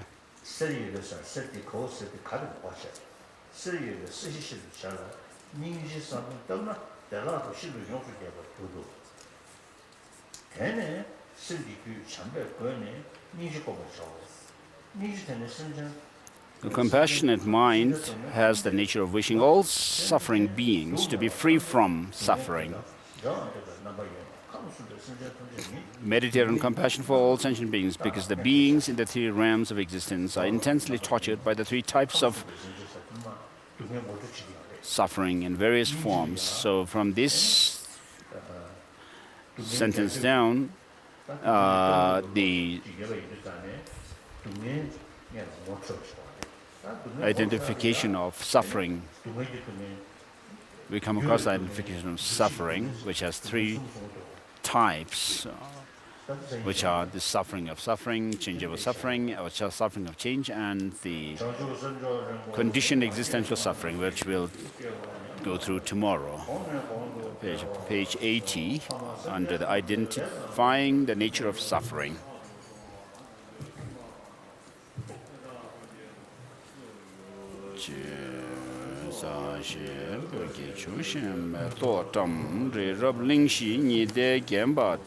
Sanje Xingdo make the Bewa, Drogun Namda Xingla, Jebar Sho, Guru, and please give back the radios.